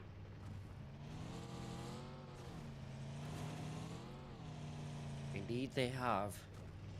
But once again, we still do have 15 teams still remaining on the map of Miramar. We're only 10 minutes into the game. A lot of teams have taken on a lot of shots, and a lot of teams have already lost on a lot of their teammates. But all in all, we still need to find out as to where is this game going. We spoke about how 52 Esports, things are not going in their way, but at the same time, TUF seems like things are going in their way as they're taking on shots against the players of I8. And not only that, they're bringing down the players of I8 one by one. Two-man army is what I8 is left with one man who's on his knees. Or rather, never mind that, 2 people on their knees. It seems like TUF have got the perfect crux of this perfect opportunity, where indeed they're going to be hemorrhaging the position of I8, and Uzum, the only player surviving from I8, is going to be on the run. But thankfully, all this praise being brought on from the side of TUF, Thor, as well as his teammate, are not going to be able to capitalize upon, as Uzum is going to move on ahead and get himself into the safety net of a small little compound. But that's not enough, because he's left with just a one-man army, where TUF is still a 4-man squad, and they know exactly where that final player of I8 is, and that is what we are looking at right here from Virus and Joko as they push on along to get that spray connected and take that player down from I8. Now again, Fixes, I'll ask you this. Do you think TUF is rushing to capitalize on the player because they know it's I8, or they're rushing just because they want to get that point? Yes, of course it is I8. And, history is a testament of the fact that every single time that TUF and I8 have gone against each other in the last week, it was I8 taking them down all the time. Now they have the opportunity. They want to go on that wild goose chase and wipe them off. That, and of course, want to clear their backs, right? They did that so by almost damaging Uzum's vehicle, with him having no means of escape. They know they've got him in their clutches, but they've got to make some hard decisions, okay? Because now the circle has shifted. It is towards that eastern side, exactly where I predicted it is going to be, towards that little mountainous area where, the Faulty Devils, the Grounders, and 3X are all stationed at. You do have that little bit of a high ground. In that aspect, EUF does have that little bit of that lower ground, but they also need to watch out from people that are coming in from the southern side in the form of 52 Esports and North Esports. Well. You see, the map of Miramar, it is so dynamic, and the zone is what dictates it all. And it seems like this time around, we've got Team BABLU's Pan on top of it all as he takes some shots against the players of Team Star. But Team Star, they were so very on point, and they were so very quick. But it seems like they are going to get ruined because Team BABLU, they had their wings spread all across. Yes, we did see one of their players go down, but at the same time, Team BABLU, they just drew all that attention, and that in turn resulted in them walking away with a lot of points. But right now we do have, of course, R3D Esports' player Hawk on the rescue, on the hunt as he takes on down the players. But it seems like TMW, they've got another man on to the perfect opportunity, and TMW are going to be able to spread their wings and spread that across with that nade parade that was showcased against the players. But at the same time, again, it seems like 14-minute marker Fixes. There are so many fights taking place, mate. I8, nobody could have anticipated, but I8, the one team that we thought would be able to get those points, getting eliminated with 0 points for themselves. Yeah, and it had to do majorly with how the circle really shifted. We are witnessing all these early fights, and that is exactly why. Because the circle being so much on that western side, teams did engage into faster rotations, and the moment they're doing that, we've had those handful number of teams that also decided to guard the zone, and that is where just watching out, on the lookout for the teams trying to enter in and go after them.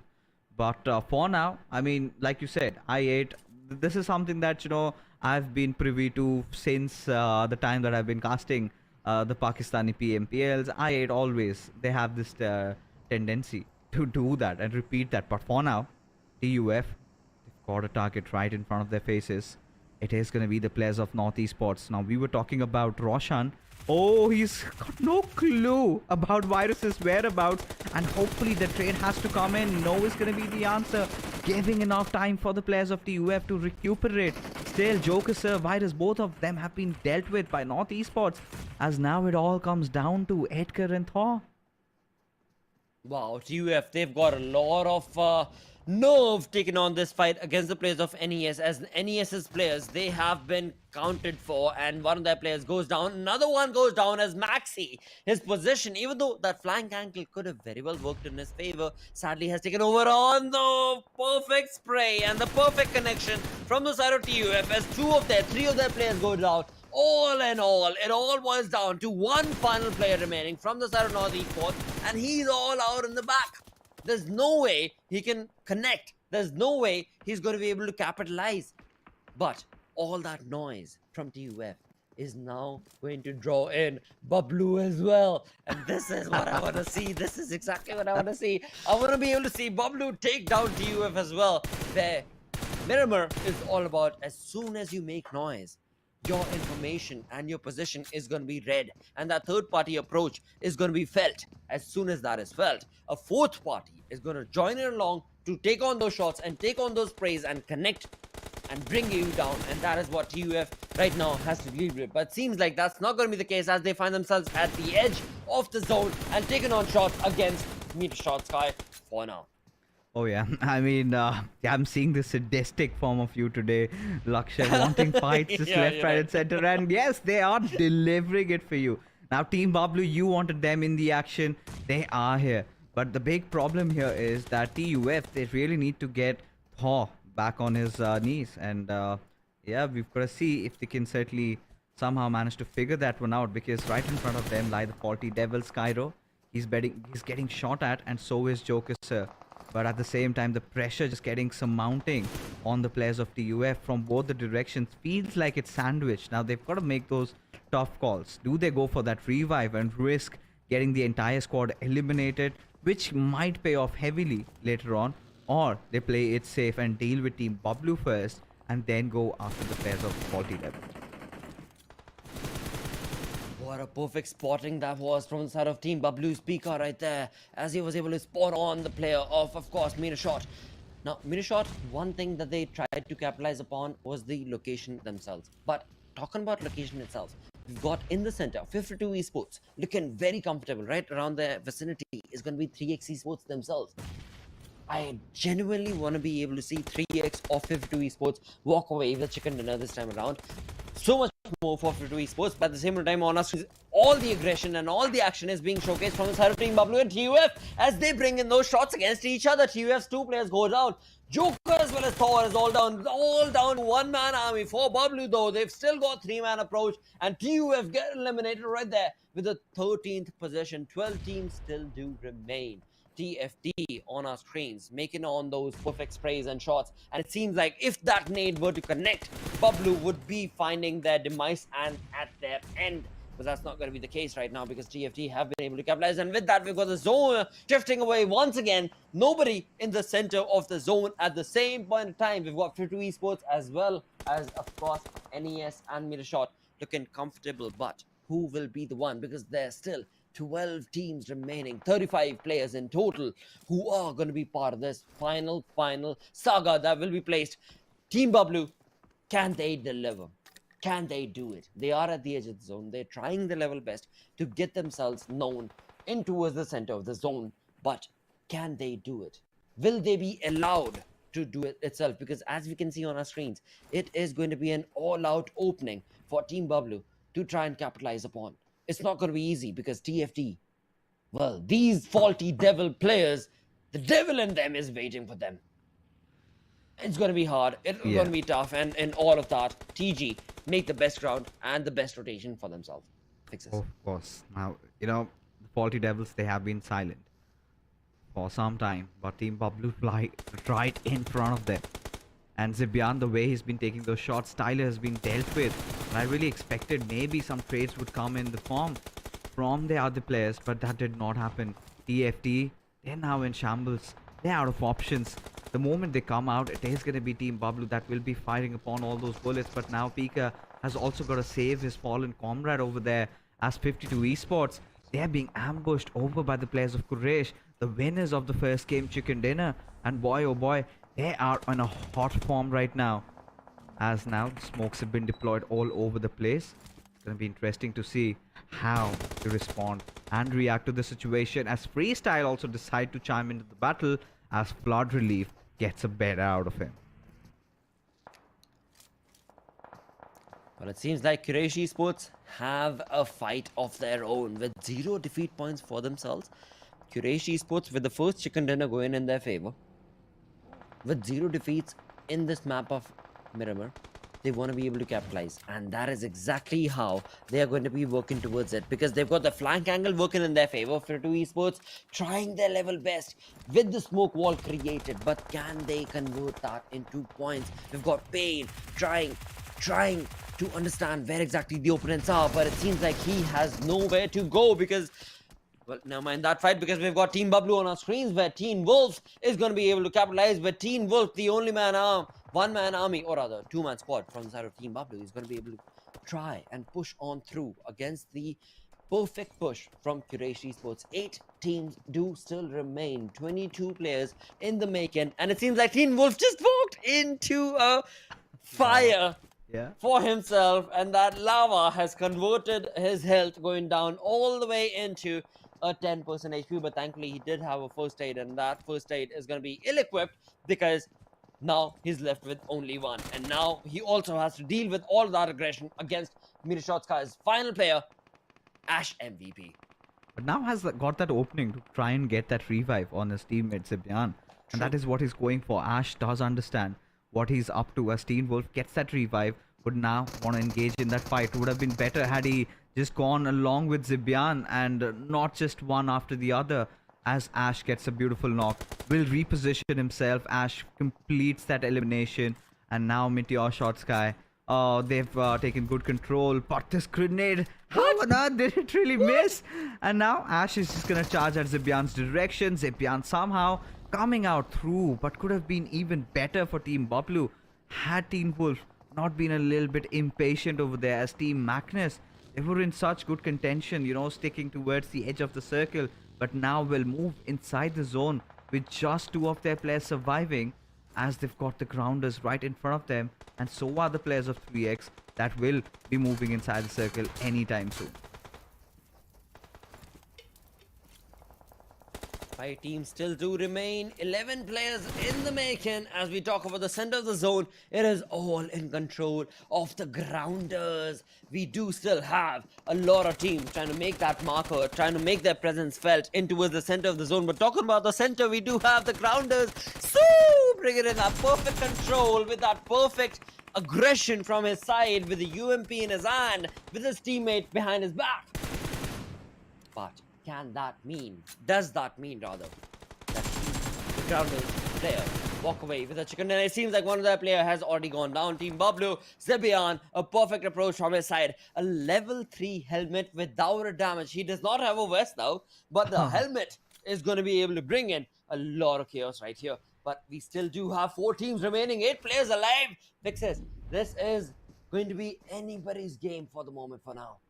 At least for now. I mean, the grounders finally seem to be in a good concrete position to get that chicken dinner, or maybe I just spoke too soon, because now they've got to get inside the circle, inside that little shack. That nade's gonna go in at their direction. If it's gonna land, that's gonna mark the end for the grounders, and indeed it is, as finisher gets the better of the players over there. 3x Esports, they have been absolutely ecstatic throughout the entire game, and now Mary is just the lonesome player surviving. Will get taken down courtesy to finisher, as Magnus are en route to getting that chicken dinner for themselves. And now it's a 1v2 situation. Zibyan outside the circle. He's got to deal with finisher and Zed, and seems like Lakshay, there goes one more in your bag. And as the winner chicken dinner comes to the players of Team Magnus Esports. Boy, I'm jealous right now. How did you do this? Mate, it's all about how you do it, right? How? It's But all how? about- That's the question. Yeah. It's all about how you do it, right? That's the question. No trade secrets, huh? There's no way that one can trade secrets, because again, you should ask Magnus, you know? They've been trying their level best, you know? Honestly, I was looking at the trades themselves. Like, you talk about day number 5. Now, Magnus, on the map of Erangel, they worked in to get themselves the 3rd finish on the chicken dinner. In the map of Miramar, they got themselves the 2nd with 12 finishes for themselves. And of course, as they moved on along, they got that much more closer. So it made complete sense. But at the same time, this was a chaotic one. With that, viewers, keep in check, because we still do have more games remaining, 3 more games remaining. But before we talk about that, it's time for us to go on a short little break. Stick around, we'll be right back.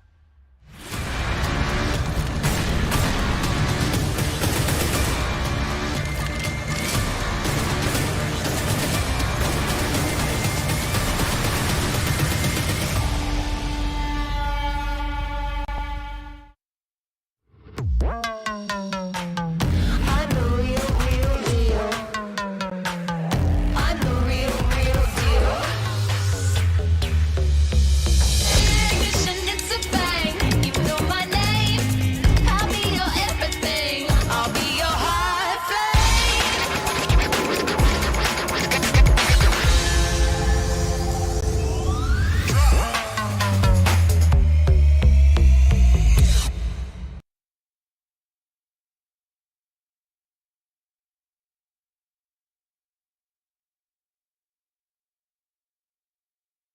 All right, ladies and gentlemen, what a game it was. I mean, I was still trying to contemplate what on earth is going on.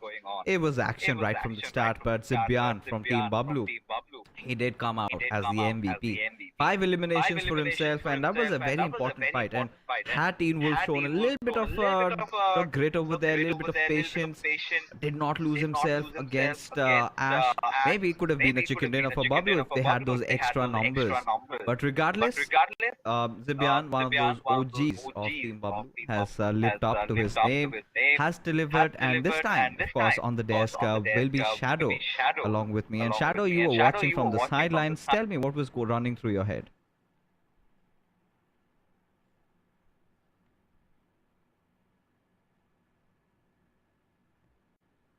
Alright. There's a little bit of a technical glitch, and Shadow is going to be back pretty soon. She's going to be here with us. But yes, talking about, you know, the top players also inside the game. Finisher, he's been one of the regulars out here. The way he's been playing, even in week number 1, we used to see him there. In fact, he was in the top 5. If my memory serves me right, I'm turning old, do not cost me at that. But Shapatar, finally making some movements. I've been talking about Shapatar having immense potential, and seems like he's living up to it now. Now, Tyrant, again, one of those players that we know can deliver when it comes down to it, and 3x Esports, they've been playing really well today. You know, getting inside the thick and thins of action, trying to take the fight against all these teams. Mary was the last surviving member, but with I think with 11 finishes, they did bow out, and Tyrant was the one who managed to get 3 for his team, and those damage numbers being so high. I think the highest, in fact, inside the player focus list that we have. Zen also from Team Magnus, he waited it out towards the very end, and yeah, I mean, just got a good result for himself. Now, this game, ladies and gentlemen, was very hard to process as to what was happening. It was fights happening left, right, and center. Circle going towards that western side. Teams really capitalizing on that. Few teams rotated early. They bore the fruit, and the ones that were late, well, they had to go back to the lobby. Well, they certainly had to go back to the lobby, but the teams that failed to perform, I'm surprised to see the name of I8 Esports right at the bottom, because the way I8 was performing last week, they were on the tippity top of the standings every single time. They were never at the bottom, but looks like this time the opponents are having a little bit of the read onto I8 Esports. Yeah, I mean, for I8 Esports this time, they kind of were in a situation where they could not do anything, because TUF, we've seen time and again they've been taken down. This time they had the perfect opportunity to strike, but could not get the ending right. I think Uzum was taken by someone from Team Star, but that's still all right. I really felt, you know, to see better scores out of TUF, but their happiness was literally short-lived, and this is the moment where Zibyan did take down Ash from Metershot X Sky and got himself inside the zone. And 3x, up until here, they were looking handy and dandy, but could not survive, because again, it was the zone that was playing all the tricks with the heart of these players. And Magnus Esports were the opportunistic bunch, and Lakshay has gotten 2 back-to-back predictions correct as well. You know, more than the teams winning. I'm pretty sure he's going to be happy about that, because I would have been had I gotten mine right. But North Esports did not play the way they were supposed to. But look at TUF. You know, despite being so low, the damage being inflicted on these other teams, that's massive. Well, certainly it's a massive damage from the side of 3x as well, Fixer. BABLU also Magnus Esports, but yes, TUF, they started fizzling out in the last few days of week number 1. Last day, they started picking themselves up, but what's the point of dishing out so much damage when you're not able to convert them into the eliminations? Because that was the problem the players of Triple Esports were also facing day number 3 last week. So TUF better capitalize on the knocks and convert them into the elimination, because that's the thing that is going to give you a point. Oh yeah, I mean, 100% agree with you, right? You've got to respect the zone. You've got to take your fights, the ones that you're really confident in taking, and that will eventually yield higher rewards. Now, TUF, they have realized that it's still not a shabby start for them, right? As we take a look at the overall rankings, I'm pretty sure they would be somewhere around the top 3, top 4. And now it is Magnus Esports. at the first position, Quraysh at the second. Like I suggested, TUF at the third position. 3x Esports, however, they have been pretty impressive. But this is not what I've been trying to say to you guys, because this is page number 1 and I don't see a certain team. Which team am I talking about, Shadow? Question. I8 Esports, I think. Even Quantum Rage, they are at the 10th position, yes. Still at the Quantum 10th. Rage also had a very good outing, but the team that started picking up the momentum in the last few days, like H2E, they are on the first page, and I8, Regicide, they are on the bottom of the standings at 19th and 20th position, respectively, with 1 and 0 point. This is something we didn't expect at all in week number 1. Yeah, we did not, and that's gonna hurt, right? Especially, but with the fans of I, they still do know that it's just that one big game that it takes from their side to win it out. And Sanhok being the map, of course, we do not have the teams of Group C participating in this one. So Group D, they're gonna be back in action. By Group C, I mean the big names: TUF, 3x, TmwEsports, and North Esports. Now, 2 of which were the strong contenders in the map of Sanhok. They're not going to be playing, which brings us down to prediction, Shadow. Who do you think is going to walk off with a chicken in this one? Well, my predictions are never true, but talking about Sanhok, the team that have been having a very good outing was QWERTY as well. In week number 1, they got to chicken dinner in match 11. The very first Sanhok also, they were placed on 3rd position. So I'll go with QWERTY this time. You're going with QWERTY? I think I'll have to go with Magnus. I want to see them getting a back-to-back chicken dinner. And I understand, QWERTY had been amazing, especially with 3 men pulling off that chicken dinner. Oh, they were amazing the way they were playing. But there were a few also the other teams, like Freestyle and the others. Freestyle, we are yet to see more out of this particular squad, because they've got so much potential and haven't really lived up, But again, for all you viewers, we want to tell this out and loud. For me, I'm going with Magnus. Shadow, she's going with QWERTY T20. Now, who do you think, ladies and gentlemen, are going to be winning this very treacherous map of Sanhok? Because it just could be anybody's game. It all comes down to where the circle goes. Now, the gods of PUBG have already been up to mischief, right? They've been up to no good with all those circles, like especially the Miramar one. I'm starting to speculate if we can see a similar drama happening in Sanhok. Well, certainly, because last week these teams played Livik as well, so they know how to play in the smallest map. But fortunately, in Livik you can't be the snake out there. But here the foliage is there. You can camouflage yourself and hide in those little bushes and be that venom snake full of venom, I'll say. And maybe eliminate the entire squad of the opponent, or 1v4 situation. I think it's the most doable in Sanhok itself. Yeah, it's just not the venomous snakes, right? It's the non-venomous ones, the big ones, the anacondas, the pythons that just bind you and snuff out the air outside of you. And then there are those scorpions, right? The poisonous ones, of course. And then there are the other types of reptiles and a lot of types of bugs also. The poisonous ones, the deadly ones. You're not anticipating. You think these are the rainforests, it's muddy, what could go wrong for us? We're just in the villages. But hey, that's where you're wrong. And these snakes, these animals, they spit out bullets and sometimes shrapnels that just explode in front of you. So it's going to be an interesting game, 100%, because now it all really comes down to where the zone is. And I think so far it's been so hard to actually decipher where the circle has been taking that shift multiple times, because we haven't seen a certain pattern. Every tournament we do have that. Here we've seen those northern circles. Here we've seen those southern circles. We have seen circles towards the west. We've seen towards the east. We've seen it all. And I'm starting to speculate. This time, what's it gonna be? Well, talking about the circle, now I can think of the epicenter. That is going to be boot camp. I don't know where the circle is going to be. It can go anywhere, but boot camp, Team BABLU likes to go, and Sanhok is not their strongest map. That also brings up the point, the split they are having in Sanhok specifically. Is that going to change? Because it's week 2. It's week number 2. You have to correct your mistakes. So I'm waiting to see how the players of Team BABLU are going to spread themselves in the map of Sanhok. But where do you think the circle will go? You know, that's the point, right? I really want the circle to go towards that western side because I love that. I love those western side circles because it somewhat feels like, you know, you're witnessing a southern circle in Erangel. Teams have to take the rotations in. We see a lot of boats moving around. We see a lot of bodies swimming, a lot of bodies just floating on the water with just blood spreading across, making that pristine blue water red. So we've seen it all, right? We've seen it all. We would want to see all these actions just in unfolding in front of us. But in A+B time, you know, we've of course got the match all readied up for you.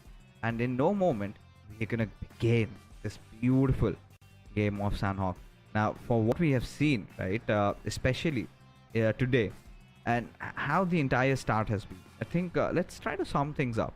Because it has been really good for the likes of Quraysh Esports. I've been enjoying how they've been performing, how consistent they've been with their playing style. But at the same time, TUF, they've been looking nice as well. But Magnus, they've been at the top of it all. They have made sure that they would be the ones ruling this time, holding on to that first position. First game was decent. Second game managed to get the chicken dinner. Moving in with high spirits in the third. So it's going to be really exciting to see what do they have to offer. Certainly, I have to agree. Up until now, we can safely say there are only two teams are carrying forward the same momentum of week number 1. That is Magnus Esports and Team TUF. Because I8 Esports, they are completely missing out from their picture. Yes, BABLU is still maintaining the top 5 position in the overall standings. In fact, last week also, yes, they had their ups and the downs, but they're always in top 8 or top 9 position, Team BABLU. And this time also, they are sitting on the 5th position. But I'm happy to see one name on the first page. That is going to be Metershot Sky. Because last week, we were having so many complaints from them. Yeah, Metershot Sky, I think this game also. I really thought that we're going to see some bigger things out of them. Ash did put up quite some resistance against the players of Team BABLU, but could not get the best results and eventually had to fall. Still, I think that was a step made in the right direction for him, and as a result of which, Metershot Sky, we really hope to get to see that comeback from their side. But for now, ladies and gentlemen, we have taken it up to the skies. It is going to be the map of Sanhok as the flight path trajectory going through the Paradise Resort. As the grounders, they'll be taking over that and complete Western Island along with the Faulty Devils. Even for the Faulty Devils, I think they've gotten close, but still very, very far from the competition. Certainly, they are a little far, but if talking about the circle, if your prediction comes true and we get to witness a Western Circle, the team that is going to be very happy are going to the playoffs of Team Grounders. And Team Grounders, well, last week they had their ups and downs, but right now, up in front of our screen, a fight might break in between the players of Faulty Devils and H2E. And Kane is all by himself on the other side. I can see on the mini-map there is a third team also spread out. Oh yeah. And this is interesting to see because again, we were talking about those ridiculous circles, right?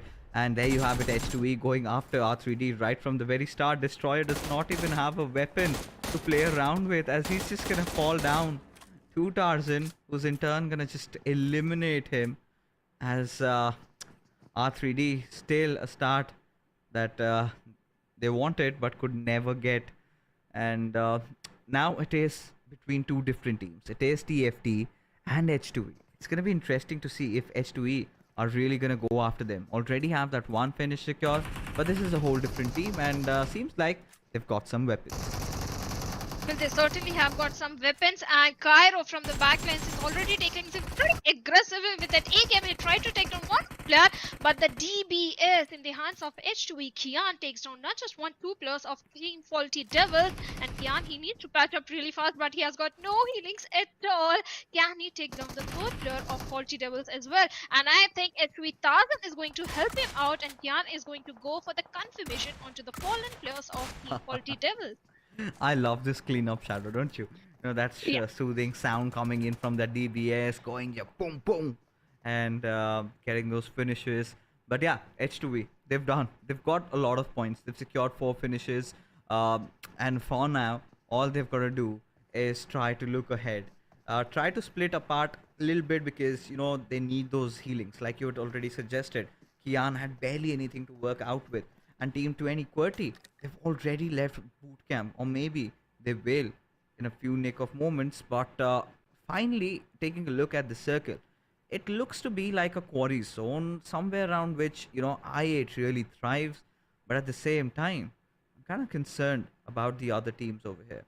Because Magnus, well, the moment they try and come in, it is going to be R3D, it's going to be H2E, Metershot Sky, Team 20 QWERTY, and Star. At least they kind of surrounded from all four directions. So timing is of absolute essence if Magnus needs to get the chicken in this one.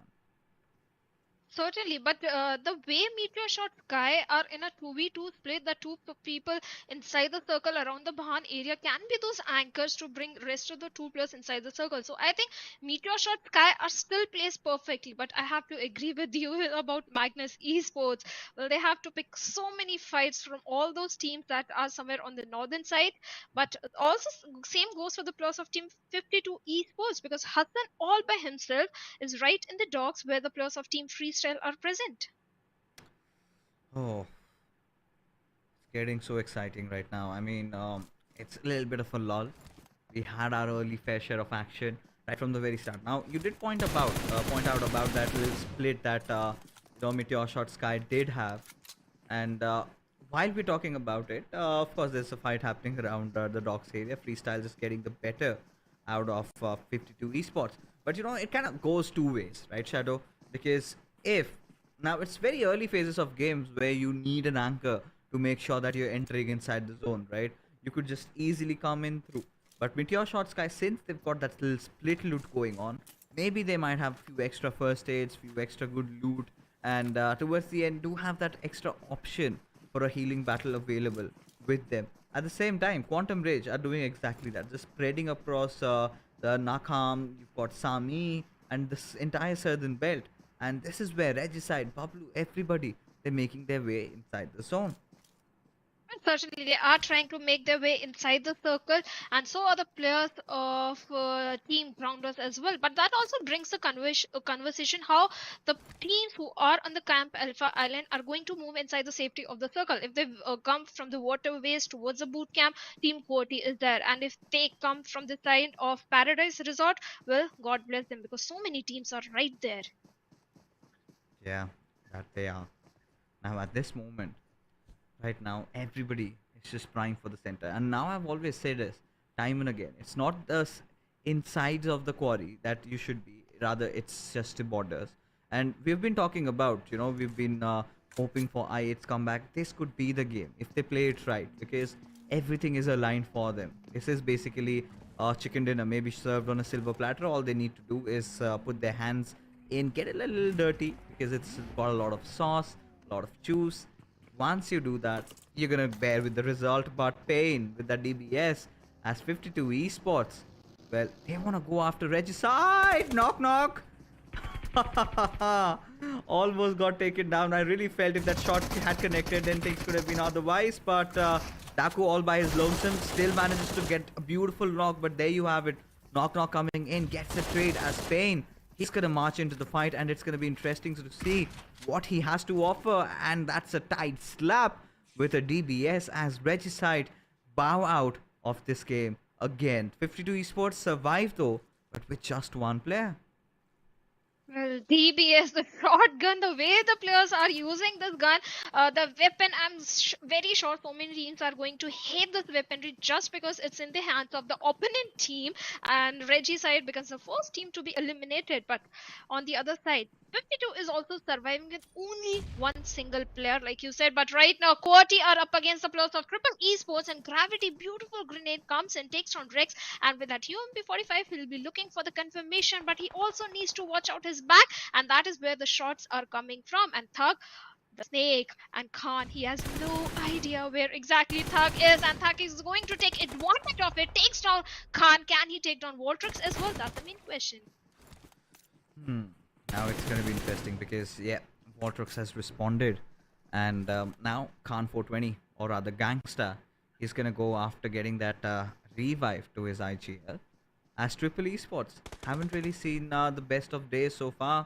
We've seen them getting ever close, but things haven't turned out the way they're supposed to for them as QWERTY. This is the team that you did root out for, trying to get the chicken dinner, have already secured 2 finishes. Could also get the better out of Psycho, but look at Quraysh. Again, getting into the thick and thin of things.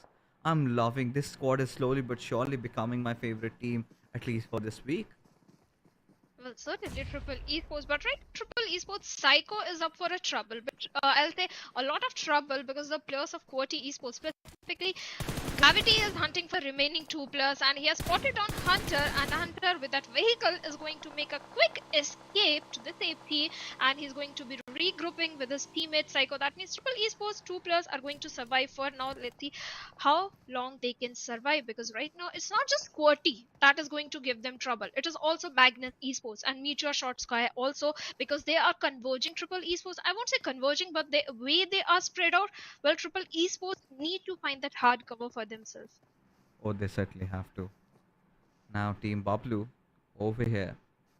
Let's see what they're up to. Zipian right in front of him. Pain lies in front of him over there. Was prone in.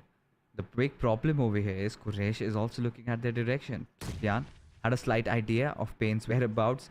Gets that finish. I think it was just Team BABLU witnessing all that chaos and commotion in the nearby fray. But Zipian had no idea of Quraysh Esports, and now he's gonna pay that price. Team BABLU, oh, did not just lose out on 1 but 2 of their players. As Pika, he's gonna make a run, but suddenly has hit his vehicle right at the tree. And this is where you can see Team BABLU, they are breaking down one by one.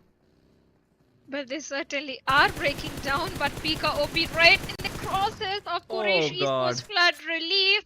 That was not a relief for the players of Team BABLU, as they are going to get eliminated. And Quraysh Esports, the way they are playing today right now, well, they have taken down one of the strongest team, I won't say in the map of Sanhok, because BABLU and Sanhok, they are not friends. Team BABLU kind of never gets to have that performance we expect from them in the map of Sanhok. Yeah, I mean, lately they've been looking a little off. The zone hasn't really favored them, but what just happened right now, especially Pika trying to show his back and run and then get inside the waters, it was an invitation that, you know, right now I just do not have my weapons holstered, but also at the same time, I'm going to show my backs and also swim inside the water. But for now, oh, Metershot Sky's Ash, the IGL coming out and taking down Hunter in the process, and Triple Esports, oh, they're in a whole world of trouble. Just survived by that one last player, Psycho. How far can he take his team on his shoulders? Well, Triple Esports relief was very short-lived because they escaped from the clutches of one team and some other team was waiting for them. But Metershot Sky, well, I like the way they are not overextending things. They got a 1 knock, they got a 1 defeat point as well. Now they're back to that hard cover because they realize in week number 1 they didn't have that kind of a performance which everyone was expecting. So this time they are being cautious, and that is correct on their part as well. But that Metershot being the cautious one is a blessing in disguise for the last player, I'll say, of Triple Esports, Psycho, because no one is hunting for him right now. At least for now, nobody is hunting for them.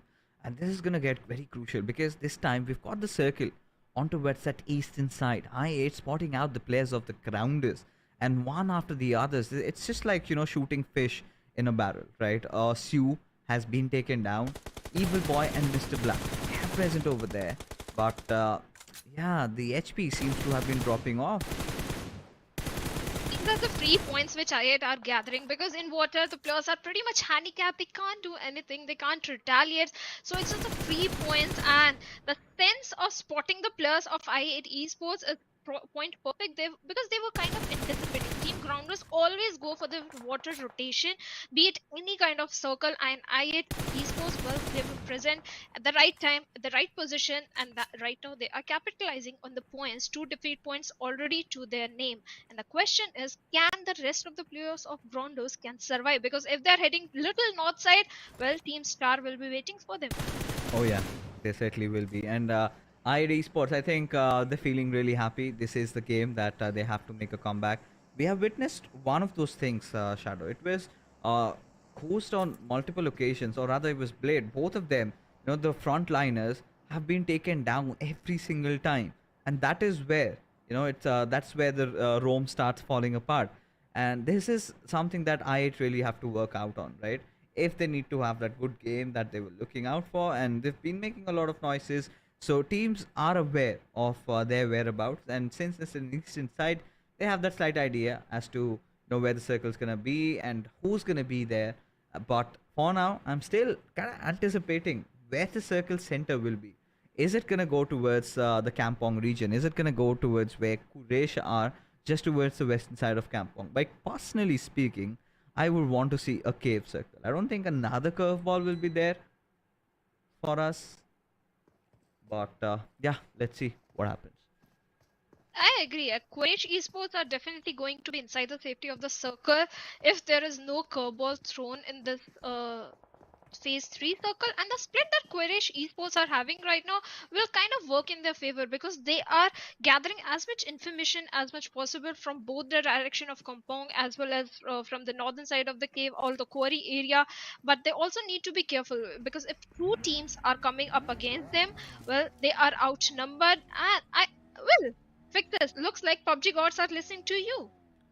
It did go towards cave, but I really wanted to end around cave, and now this is where Quantum Rage, I think they have a beautiful chance, as Wasi all by his lonesome still managed to get the better out of Spark, and Quantum Rage, oh, they are angered at this point, losing out on one of their best players. This is something that they couldn't have anticipated, and now Wasi has some company. He's got his friends also over here. Now, Freestyle do have an early advantage in this particular fight. Well, they have an advantage. They have the hard cover for themselves, but they don't have the circle. Both these teams are fighting again outside of the safety of the circle, but they have few minutes, 46 seconds before the blue will start closing in. In that moment, they need Malik. As they in freestyle, in team freestyle, Malik is the guy who always brings that opening for the team. He's always the first one to get the initial knock onto the opponent, and that is where the rest of the three players chimes in. But somewhere else, Quraysh Esports are also making sure to take down the players of Team Star through a vehicle explosion. Yeah, it was a vehicle explosion, right? Oh yeah, and that is how things happen, right? Especially, you're not supposed to be using your vehicles at such such situations when things are really closing in. And yeah, Freestyle getting those 3 finishes to themselves, they're gonna be happy about it. But Quantum Rage, they've successfully managed to retreat from that very situation. But for now, it's going to be interesting. Quraysh Esports, they've been the talk of the town so far. They've been having very good zones lately. They've been taking good fights. They're looking really confident. And Team QWERTY as well, still have a lot of players alive for them. Have 4 of them, in fact, living and gunning their way. But Team Magnus, it's going to be important to see one of their players already being knocked out. They need to get that revive. The big question is, do they fight against H2E or they get inside the zone? Because either of which is going to lead them into a whole world of trouble. I think they can easily move inside the safety of the circle, but right now H2E, from that angle, they have clear view onto the players of Magnus Esports, but Magnus is also going to retaliate, but they are falling down as the finisher is going to the last man standing. Kian is down on his knees, and H2E, can they find the revival onto their fallen comrade, as Finisher and Tarzan are going up against a 1-1 battle, and Tarzan is taking the damage of the blue, but Asad also joins in and eliminates the entirety of Magnus Esports at 12th position. Well, the team H2E is going to be pretty happy because the momentum they had in the last few days of week 1 is still there. They're still having the good games in their hand. Game 1, game 2 was in their favor, and looks like game 3 is still, up until now, is in their favor because they have made it inside top 11 with good defeat points. Oh yeah, I think this was much needed for the likes of H2E. Because had they not gotten this chicken, it kind of, not the chicken, just this entire squad fight could have kind of been deterring to their confidence that they have. Team T20 QWERTY, well, they still have a good position, still have some good vision, good ground to cover. Maybe could spot out Hawk from R3D, maybe could take him down, but this circle just comes directly into the laps of the players of I8 and Quraysh Esports. FS still do have the zone, but they're on the edges, and the next shift could not really be in their favor. So yeah, of course, Quraysh Esports would have that little smirk in their face, do get the chance to, hold on or maybe take that first spot for themselves as Metershot Sky. We have seen some improvements. They've been getting into some early fights and have been coming out at the good end of these things. Certainly, but right now I have my concerns for them because one of the player of Team Star is right in front of them, being that snake hiding in the bushes, and in fact, the players of Quraysh Esports are also there, and Metershot Sky. Well, they have to take this fight. This fight is inevitable, I'll say, for them because the way they are heading and the way the players of Quraysh Esports are spread out is going to be a little difficult to avoid this kind of fight. But H2E, well, they are showing on the doorsteps of Team I8, and let's see which team is going to win the contestation of the compound. And Blade finds an opening onto Kian, instantly takes him down, and that means H2E is left with only 2 members right now. Oh yeah, now it's gonna be interesting to see, what do they make out of it. I8, in the meanwhile, they have some unwanted neighbors in the form of H2E. Now it's gonna be really difficult to take fights in such villages, right? Because there's so many compounds, it feels like an urban warfare. You have to find that perfect angle. As we speak, Ash does spot out Hawk, and R3D, they're eliminated from this game. Quraysh Esports still sitting at 7 finish strong, but the highest goes to the players of H2E. They're looking really hot at this particular moment, but it's going to be interesting to see how far can they dig their nails. Let's see, but Miracle, Miracle can be the ugly thorn for all these teams right now because his position is not given away. He's not giving any kind of sound cues. But if he joins in, if he chips in, he can ruin the game of any of these teams. But right now, Flood Relief, he's looking for an opening onto the players of Metershot Sky, and he's dropping down those grenades in their direction, but failing to make any kind of impact. The minute is going to find a connection, but this time it's Hapni who finds a perfect projectile onto the player and takes down Halsey out there. That means Metershot Sky. Khatir is also up for a trouble because if he comes for a revival, it's a suicide mission. Oh yeah, it's gonna be so difficult as nades are being flung over in that particular direction.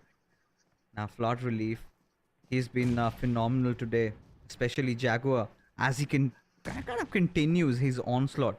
Gets one more finish there, and he's gonna go for one more as Khatir also falls down courtesy to Jaguar's grenade. And this man, he is a killing machine at this very moment. Metershot Sky's Ash clearly out of options. Quraysh Esports, they're in a whole different high right now, and just the last player survives. Ash from Metershot Sky. Now Quraysh Esports realize they're being shot from elsewhere. It's just not Team Metershot Sky that they have to deal with. Could have potentially been one of those players of Team Star, or maybe Gangsta from Team Quid.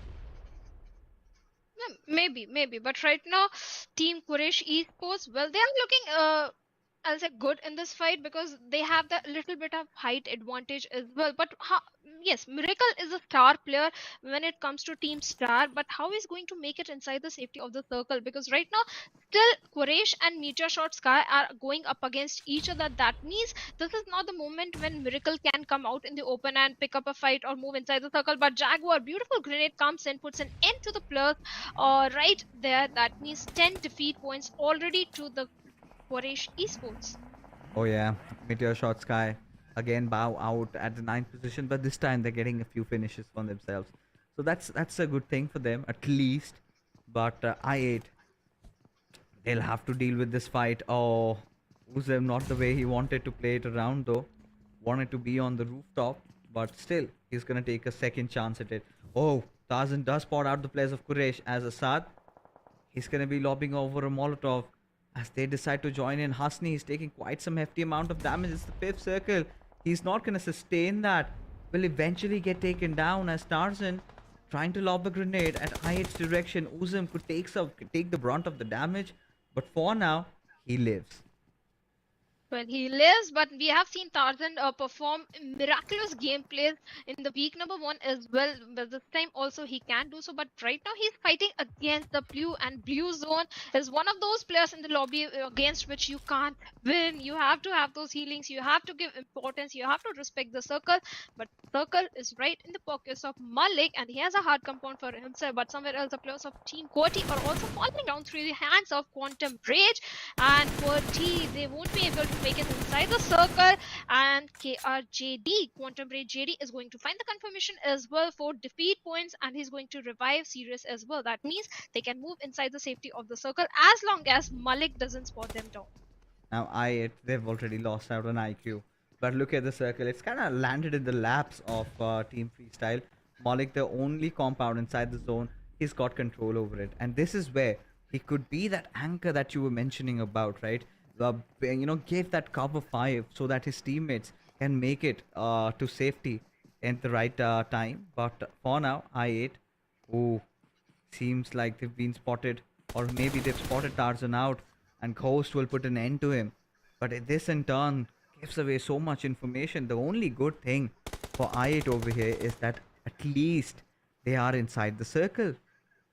Yeah, certainly. In fact, if other teams fight against each other, that is going to be a blessing in disguise for the players of I8. We know their firepower, and Team Grounders, Mr. Black is exactly doing so, finding few confirmation, but Uz gets taken down by the players of Team FS, but they are going to retaliate as Blade is going to find a knock onto Zabra. FS having still the safety of the circle, and JD of Quantum Rage out there.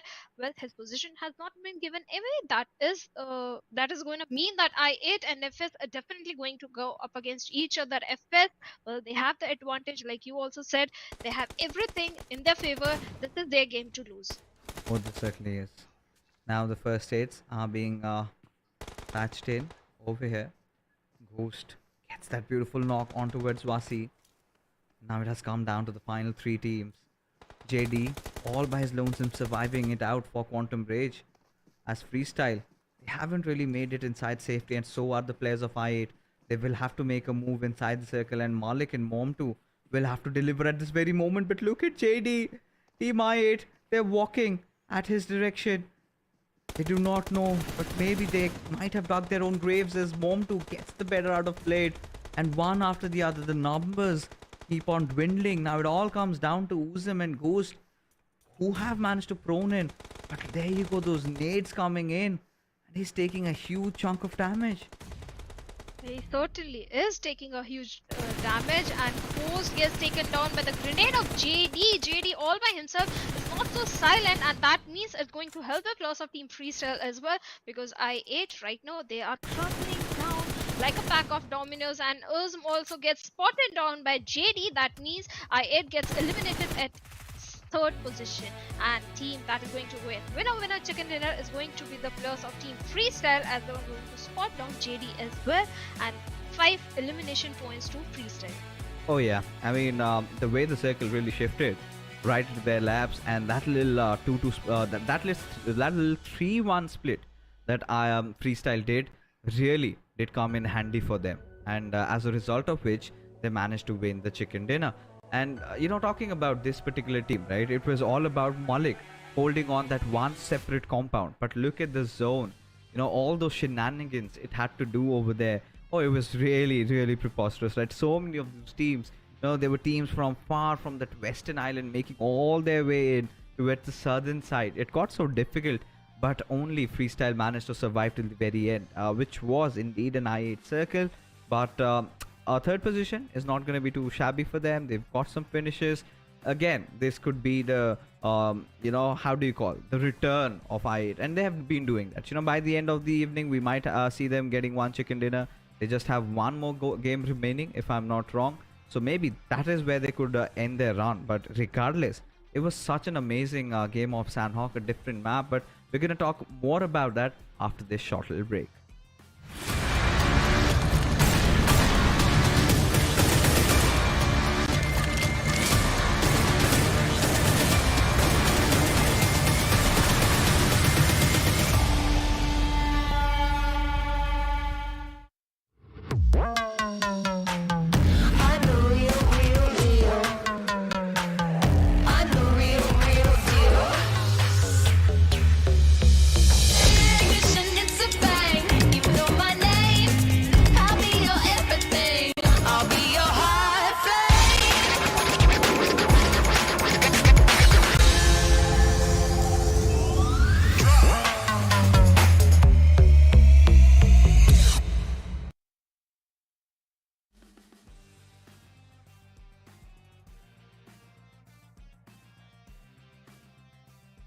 we do have, of course, the start of the entire saga right here.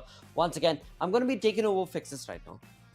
Shadow, we have to go through the next two games, and it is going to be very, very critical to question as well as debate and understand as to what team is it going to be that'll walk away with the number one on the chicken dinner on the overall ranking. But right now on the number one, we do have, of course, Mani from Quraysh Esports walking away with the MVP with 3 eliminations, along with, of course, 719 damage. Yo, Shadow, do you think this was legitimate, or do you think there could have been another team, another player that should have gotten that marker?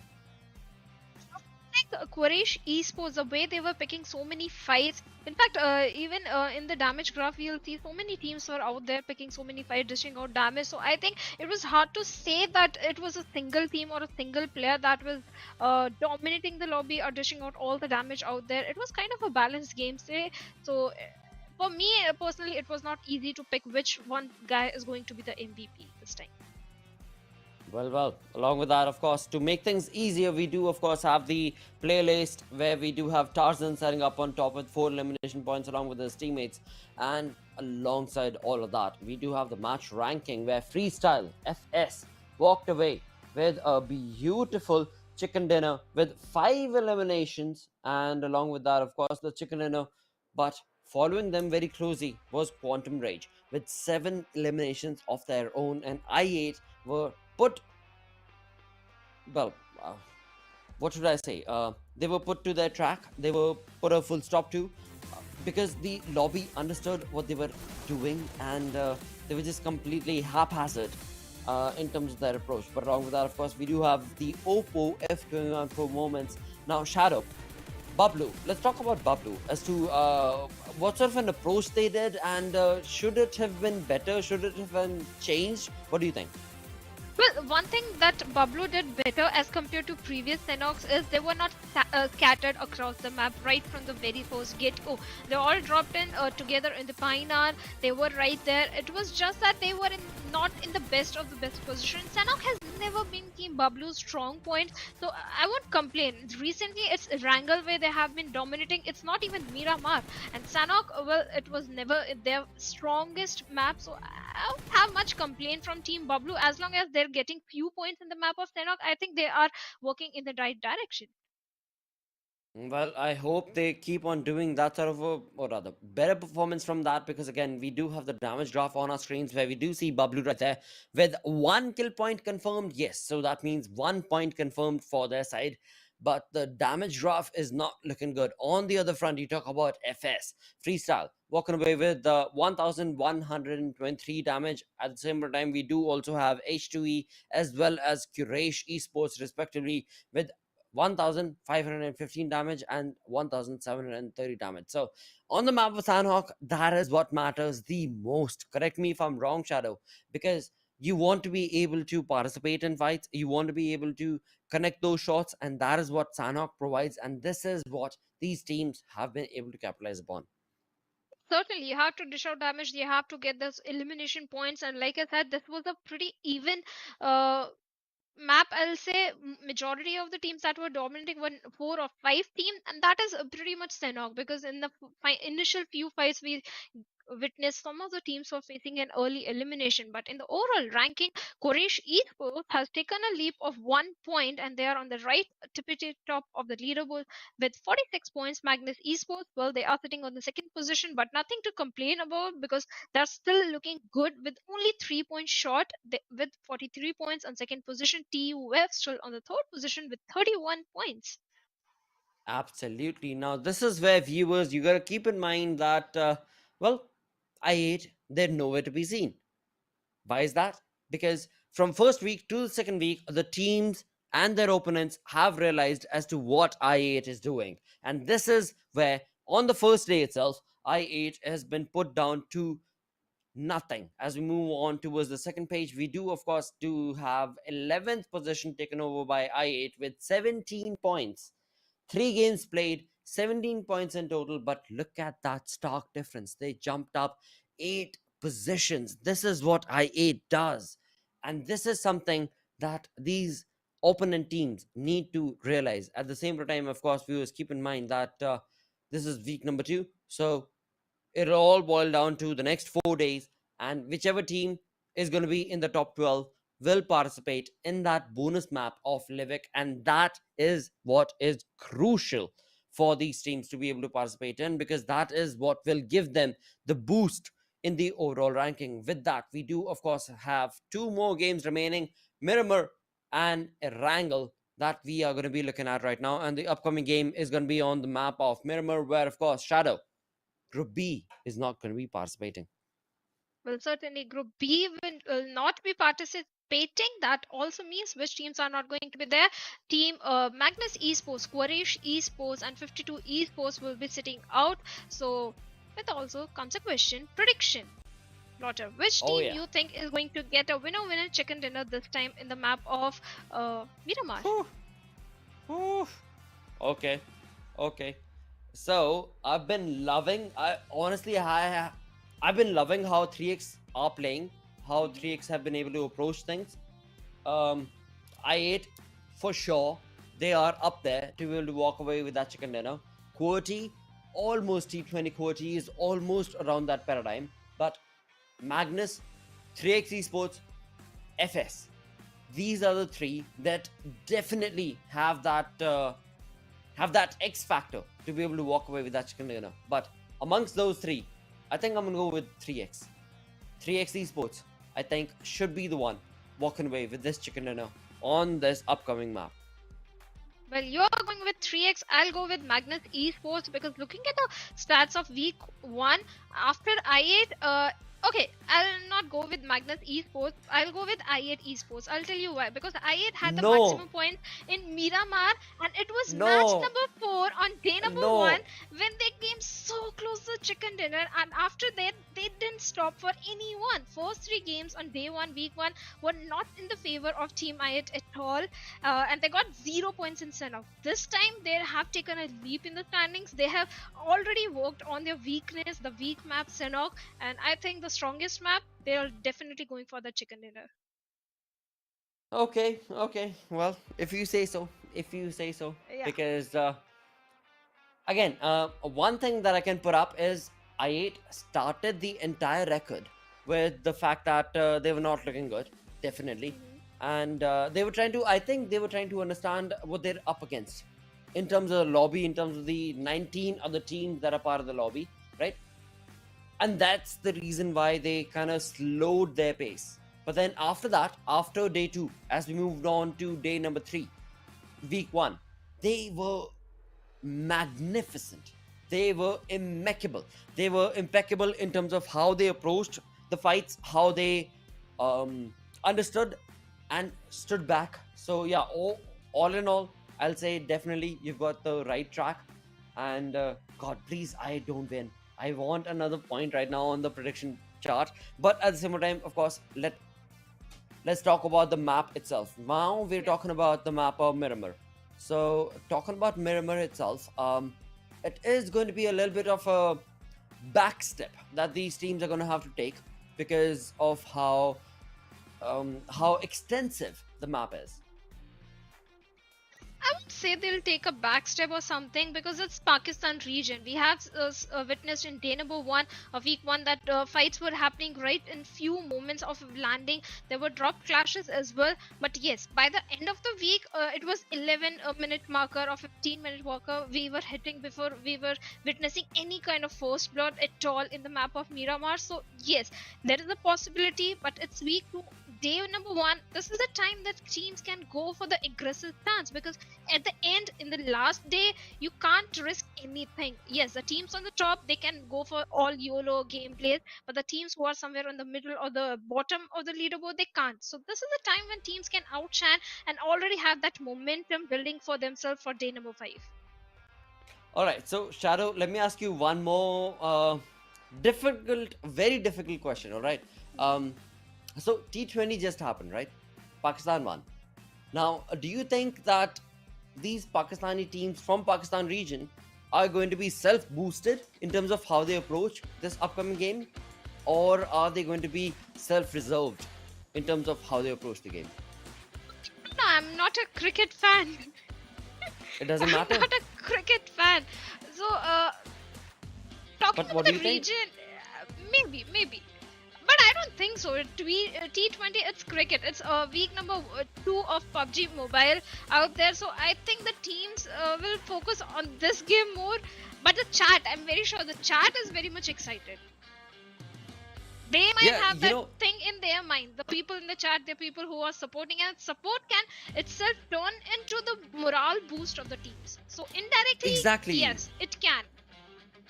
That's exactly what I'm thinking about, because you know what, just in general, right, you're looking at the day to day. Now right now, of course, the 3 hours, 4 hours, these teams are busy, but apart from that, they have that morale boost that Pakistan has already won. T20 is theirs for the taking, and all of that combined together in the map, in the game of PUBG Mobile, should automatically convert into a big boost as to how they approach things. But of course, like you beautifully mentioned, that yeah, it's all going to be focused on what the chat reacts to. Will the chat be appreciative of that, or is there going to be bickering between them? That's what is going to define that. But again, at the same time, you've been a professional player, Shadow. um uh, when the game is going on, when the tournament and a league is going on, um do players actually look at a chat? They don't actually, and it's never a good idea else say to look at the chat, because maybe that single comment that might hamper your morale and confidence. Yes, if you're on the top, but yes, Instagram DMs or players definitely check, and the way the chat and the players out there support their favorite teams or maybe complain, that might hamper the performance. So it's very crucial for the people out there supporting their favorite teams to be always on the positive note. And this is something I like about the Pakistan region. They're always so supportive of their teams. It doesn't matter if the favorite team is at the 16th position, now not bickering about it in the chat. They are always the most supportive ones. So I think in Pakistan region, this is one of the factors that teams can tend to go for the aggressive stance, because they know they have the support of their fans, they have the support of the people out there. So even if they are not having a good day, it doesn't matter, they know that people are always going to support them. Well, I hope so. I definitely hope so. Because on our screens was the grounders earlier from 3D, and the grounders, I'm not sure how many calls have they attended or not, but even if they have or not, things are not looking good for them. And that is something they need to change. But at the same time, as you move across from one board to the other, we do have I8 on our screens, where Blade is going to be moving on across with a perfect approach as he takes on those rotations for himself as well as the team, and gets the information connected, as we can see in his minicam, that he's letting his teammates know as to where he's at, and if at all he saw anybody or not, which, well, he did not. So perfect, absolutely perfect. At the same time, you talk about that zone. Now in the zone, in the center of the zone, we do have Freestyle and North Esports. Now talking about North Esports, they earlier in the first week were part of Los Leones City along with I8. I8 is still there, but North Esports, they've changed their location, they've changed their pace. I really want to be able to see if at all this change in pace is going to be able to hamper them or bring in good luck for their side. Same is going to be the case for the grounders as well. As the grounders, they've been trying definitely, but it's just not working out for them. Like, Shadow, what do you think? Should the grounders change in terms of their approach to the game? Grounders in Sanhok, the drop location doesn't work for them because it's on the extremities. That's where they struggle during the rotation. Last time also in Sanhok, we saw they were trying to come from the waterways when IOT happened. IOT was trying to shoot in their direction. They lost 2 of the players. This time also, if we look at their drop location, it's always the rotation that they are caught off guard. And this time also they have a few enemies right in the close proximity. So that also means that 2v2 split there in is not going to work in their favor as much. I mean, we've both as well as the viewers are looking at how the grounders we were talking about and the rotation we were talking about, and they were not even able to get out of the compound wall. Never mind the rotation. they're not even able to get out the wall and the premise of the wall itself. So yeah, a tough luck situation is what is surrounding the players of the grounders, is what I'm going to say. But at the same time, of course, this is just day one of week two, so there's still a possibility for them to be able to capitalize on things, and along with that capitalization, they should definitely be able to get numbers working in their favor.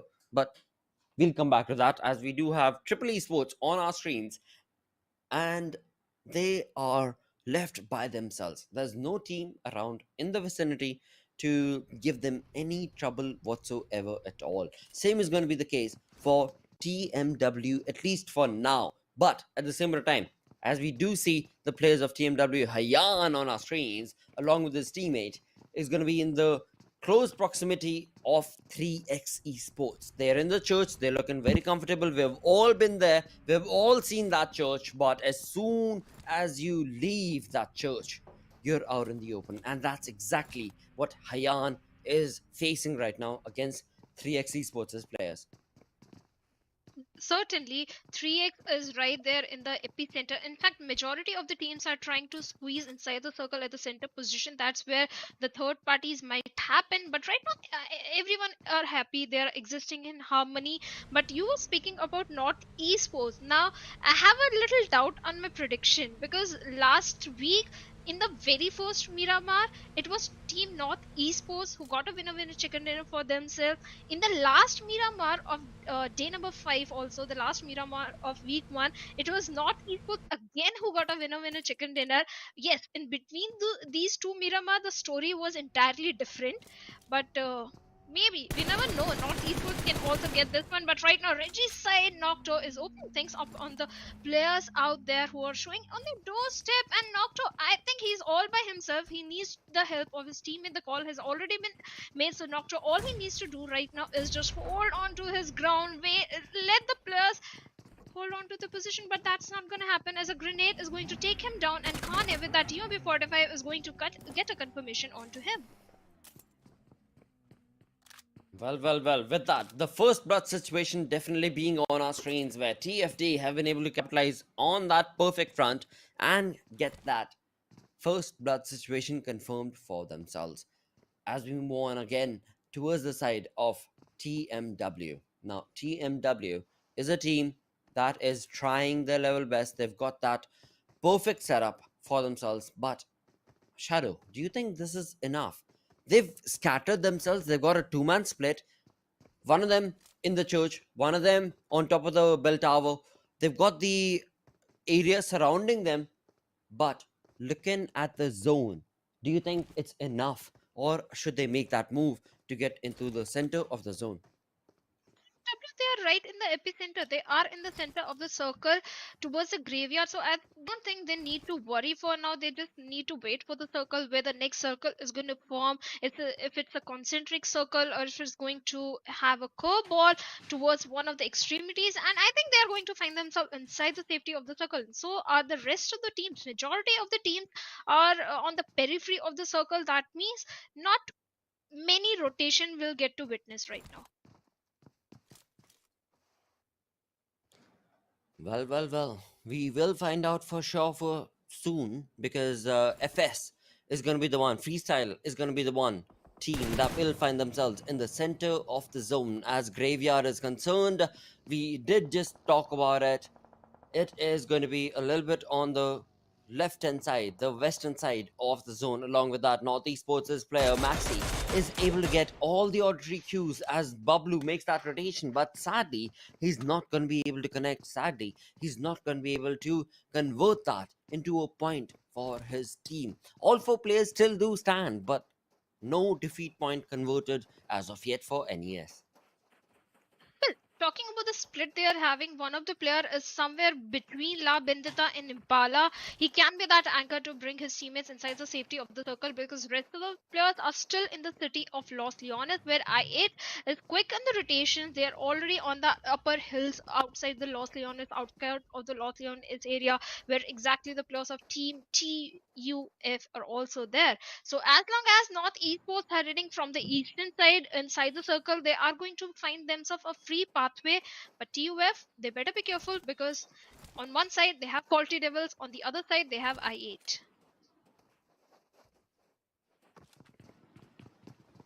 Okay, so we still do have, of course, the second zone on our screens right now, where, of course, we do have BABLU on trying to take on that front and bring in that domination against the players of North Esports, where we do have Teen Wolf on our screens with the mini going on in his hand, and he's got exact information as to where Maxi is and his teammates in that top front. We can see on that top floor of that compound where NES thought they had control has been taken over. Zibian taking on shots against the players of Roshan from NES, and he goes down. Along with that, we do have the Grounders players go down as well, as the Grounders are being connected and derived to a two-man army from Quantum Rage, for now at least, as BABLU take on those shots. But keep in mind, viewers, that the BABLU's team, they're at least 800 meters away from the center of the zone. Now this is where BABLU is going to have to come together and capitalize on the situation, get those points and run away. But will they do so? Will that be the capitalization? Will that be the priority that BABLU's team is going to be focusing on? As we do have Zipian on our screens with the Scarlet in his hand. He's going to try and level his best to run along. But again, he cannot run 800 meters. He's going to get that vehicle. He has to get that vehicle. Along with that, it's only the second zone, so that means the amount of the impact of damage is going to be not that detrimental. At the same time, FS against the Grounders trying their level best, but the players of FS on top of the hill are going to be able to dominate with all four players standing with 5 seconds remaining before the change in the zone. It seems like so is going to be running along, and there's no way that he can. Oh my god, he was able to get away. I thought he was not going to be able to get away because the spray was so on point from the side of FS. But he will, for now, be able to get away with only a sliver of HP. But thank God that the zone is going to be favoring them. Along with that, in the kill feed, we just saw Avenger OP. Sadly, the zone was not favoring him. North Esports' player and Avenger OP goes down thanks to the blue zone. I think he fell down from his own vehicle, but yes, the last player of Team Grounders, well, he just survived by the skin of teeth, but the players of Team FS Freestyle are still hunting for him. They are hungry for the defeat point and they're going to hunt him down, but let's see if he can make the escape second time, if he can be that lucky to go and grab few more position points for himself. But somewhere else on the periphery of the circle, the players of Team H2E are also falling down through the hands of the players of Team Quati out there.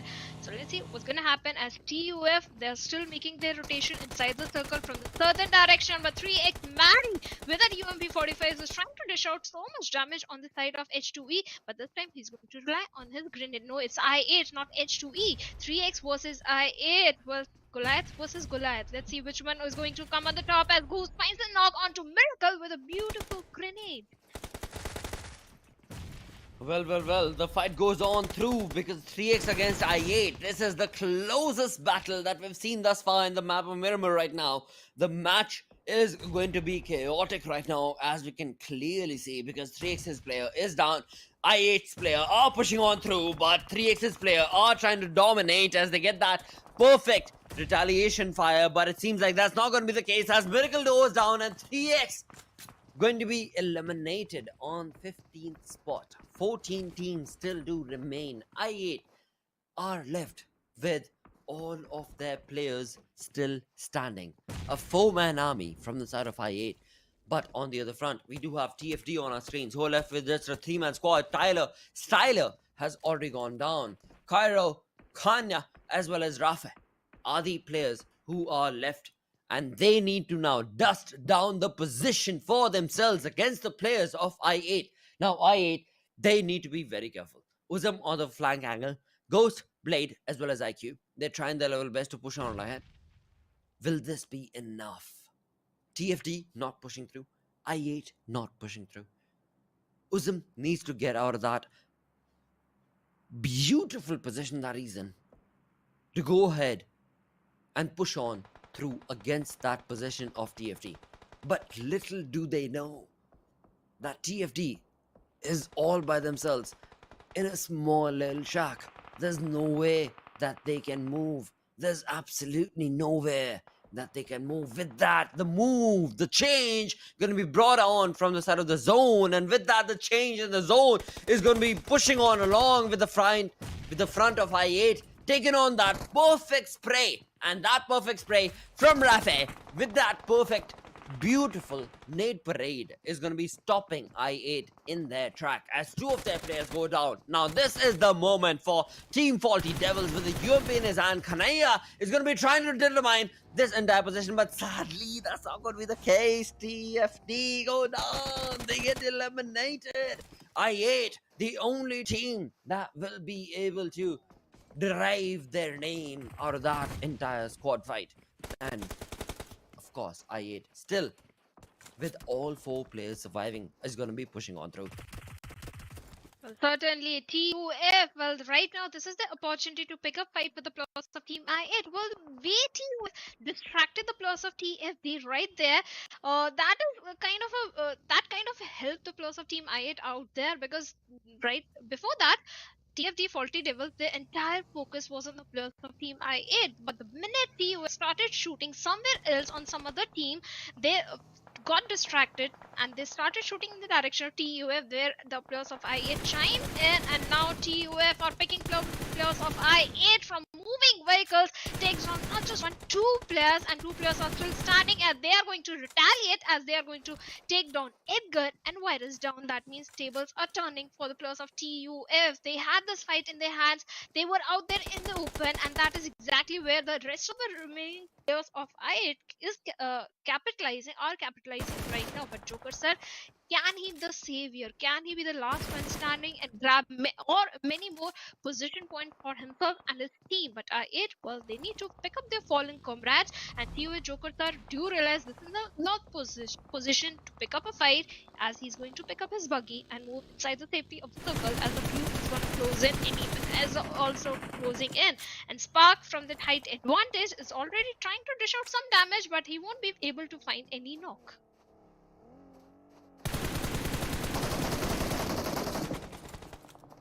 With that spray, Quantum Rage, JD with only a sliver of HP, with the UMP in his hand, with 35 bullets in his squad, is going to be able to try and dominate, but sadly will not be able to determine that kill for himself, as the elimination will go against him. It was a 2v1 situation, and he goes down like a fly, sadly. At the same time, he had the perfect opportunity to be able to capitalize. With that, we're left with 10 teams remaining. TUF getting eliminated on the 11th position. I8 still standing true and tall. H2E, a team on the final day of week 1. We're looking so beautiful. We're looking so incredible. But it seems like this time around, they're going to have to fight for it. They're going to have to try and let their presence known. But will that be allowed on this map of Miramar? We're going to find out, as we are left with only 9 teams remaining. A lot of fights are taking place. A lot of third parties are taking place. And with that, the zone is going to be shifting and closing in. And BABLU is the team looking very comfortable, looking very synergistic, looking like they should be able to dominate. But Shadow, do you think can they? Because if at all there's any team in the zone, it's BABLU. They have the entire real estate of the circle to themselves. They have the height advantage. They have all the 4 players spread out perfectly, and looks like this is their game to lose. But I8, they are right in the thin and thick of action, as they're hunting down Hunter, who was trying to come out in the open and is getting punished right now through the hands of Blade. Well, Triple Esports, how they're going to move inside the safety of the circle, and so the plus of I8. But I8, they have defeat points in their hands, specifically 10 points already in their hands, and I8 already going for a little northern rotation. But the moment they are going to move inside the circle, they might face the plus of Team FS. But right now, a beautiful stray with that M416 takes down two of the players of H2E from the moving vehicle, but Senior also gives away his position, and that also means a trouble for him, but he's going to capitalize as he has a hard cover for himself. And H2E, well, they are right in the open, and so the players of Metershot Sky, specifically Ash, who has been taken down right now. With 7 teams remaining, H2E going down. Quantum Rage Senior, the only player surviving from the side of FS. Now, Mom2 gone down. Malik does not have any possibility to get that revival. I8 is going to be pushing on through with the Uzum in the backlines. Going to try and create that flank angle. Blade and Ghost going to be up in front as they try and deliver that point that Uzum is rushing for. Now, again, this is the moment that Mom2 can capitalize on. As we can clearly see, the perfect approach from his side is just a little bit too late, because he's just not been able to capitalize on that position and has not been able to deliver that massive punch and blow that was required from his side. He cooked the nade, sadly was just not able to deliver it on time. Now it all boils down to him. 7 teams do remain. Mom2 one-man army against a 4-man squad from I8 is just not a 3-man squad, my apologies, is just not going to be able to capitalize on that situation, thus leaving us with a 5-man army is what we're left with. A 5-man, 15 players still do remain, but yeah, my apologies, the brain fart right there coming in from my brain, as we do of course look at how these teams are capitalizing upon. I honestly wanted to see that capitalization against I8, but sadly that's just not been the case. That's just not been the case, as now BABLU still do have 4 players remaining. R3D still do have 4 players remaining. I8 a 3-man army, same is the case for of course Metershot Sky, and a 1-man squad from side of Triple Esports. But look at the beautiful rotation coming from the players of Team I8 Esports. They were right in the middle of so much action, so many teams they were surrounded by, and right now the rotation they are coming from completely from the northern western side. If they manage to take down the players of Metershot Sky over there, I think they can capitalize on this and they can take this game in their favor. But so can the players of Team BABLU as well, who are trying to come from the southern side, and R3 Esports Beast has wanted down the players of Team BABLU and the players of Team I8 as well. And R3, they have the northern control, they have those little dips around them, the ridges that are working in their favor, but the next circle is going to be the deciding factor, as the majority of the team, all the 5 teams are trying to fit inside this very 6th circle. And BABLU Pika OP, the double-edged sword, the smoke gives away his position, but before Thug retaliates, Pika OP is going to put an end to him. That means Triple Esports bids bye-bye at 5th position. 4 teams still remaining, and Metershot Sky are getting punished from 2 ends, but R3 Esports Addy takes down the Ghost of Team I8, and Zibian was trying to take down the players of Team Metershot Sky, but he also gets traded off. That means so many players are falling down right now.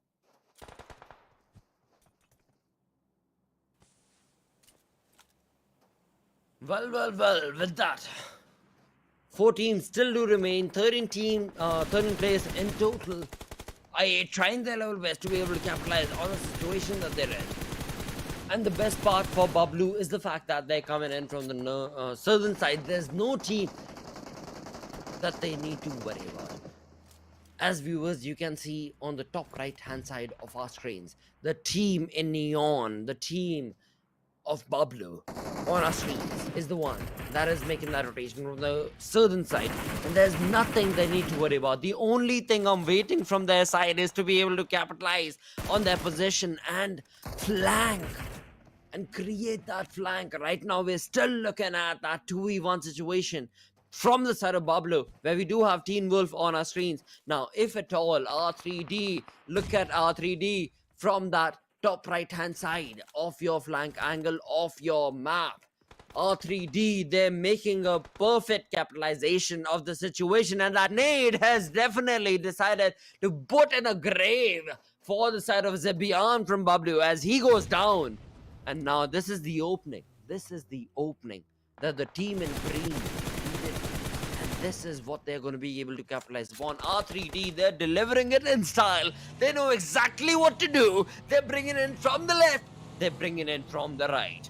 And all of it together is going to be summarized into a perfect chicken dinner for themselves. But do the players of I8, does the players of BABLU have what it takes to be able to capitalize this against the players of R3D? Let's find out. Well, R3D can be the game changer right now because it was between I8 and Team BABLU, but Blade finds a knock onto Teen Wolf. I8 and Team BABLU, their luster is still contending as they're picking players from each other, and R3D is also chiming in as they take down one there, but BABLU takes down Blade right there. Destroyer gets taken down by Zipian, and Zipian is having a little bit of the height advantage. R3D is still trying to work around those little ridges in their favor. The smokes are helping them as Zipian is going to revive his fallen comrade. Hawk comes out in the open, but Pico OP is the one who gets taken down by Fatty over there, and R3D looks like they're looking very strong as they manage to eliminate the players of Team I8 Esports. BABLU with the last man standing, Zipian, two players going up against him, and a 1v2 situation while proning down in the open was not so doable, and R3D finally gets a winner chicken dinner for themselves with 5 elimination points.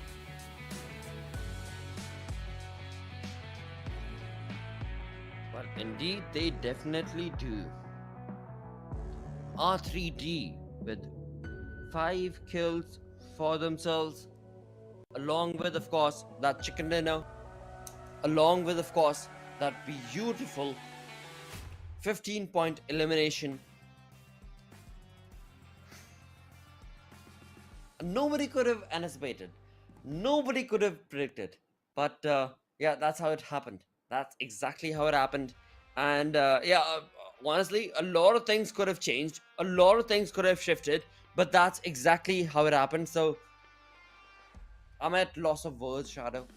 I honestly wished that it would have been a different thing. But this is how it is. And R3D walk away with that chicken dinner. With that, we're going to go on a short little break. Stick around. We'll be right back with the final game. The one final game on the map of Erangel. Just in a few more minutes.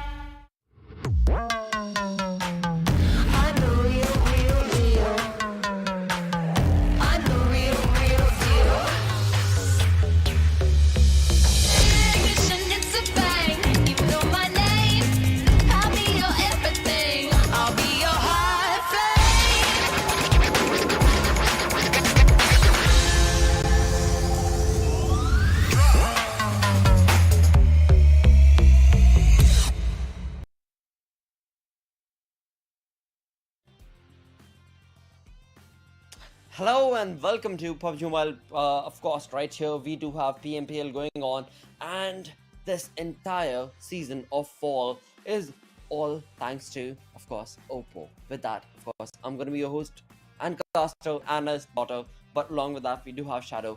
Now, Shadow, I do want to ask you, from the previous game, what was the anticipation? What game, or rather, what team, sorry, did you think that should be able to walk away with that beautiful chicken dinner? It was changing with every circle, I'd say, especially in the final few circles. It was changing, but I'm so sad because I was so close to getting my prediction true for the first time. True, exactly. It was so close. It was so close. Yeah. It was so close. But yeah, of course, with that, we do have the MVP on our screens, where BABLU's Zibian, with 7 eliminations, has been able to rack up those numbers for himself. And That's what we were waiting for. But at the same time, we do still have one more game remaining, Shadow. One more game remaining and anything can happen, but I'm very impressed by the players of Team BABLU and other teams as well. R3 also, so many teams are trying to step up, and that includes the player of Team Triple Esports as well, Reeks being in the top 5 players with 2 elimination, but the damage that he was dishing out, that was impressive. That has always been the problem of Triple Esports. They dish out so much damage, I'll say, but this time they have good elimination points as well and placement points, total of 11. But on the top we have Team PUBG with 24 points and I8 Esports on second position with 23 points. Absolutely does. With that, this being the second week, of course, there's a lot of change that we can see from side of these teams, but will that be delivered? Because again, viewers, keep in mind that this is week number 2. Yes, definitely, but at the same time, the points have been rectified. The points have been put down to a nil. Now that means that we are working towards the first team, or the top 12 teams that'll walk towards the second bonus map that will be played on the map of Living. This is what these teams are working towards from day 1 onwards itself. With that, we do have, of course, the Oppo F21 Pro moments on our screens, and of course we do have a lot of teams going down and a lot of teams that were just not able to capitalize or understand where they were at. Now I want to ask Shadow, what do you think should I8 have done? What do you think should BABLU have done to change the strategy of what they did in the map of Miramar right now in this game?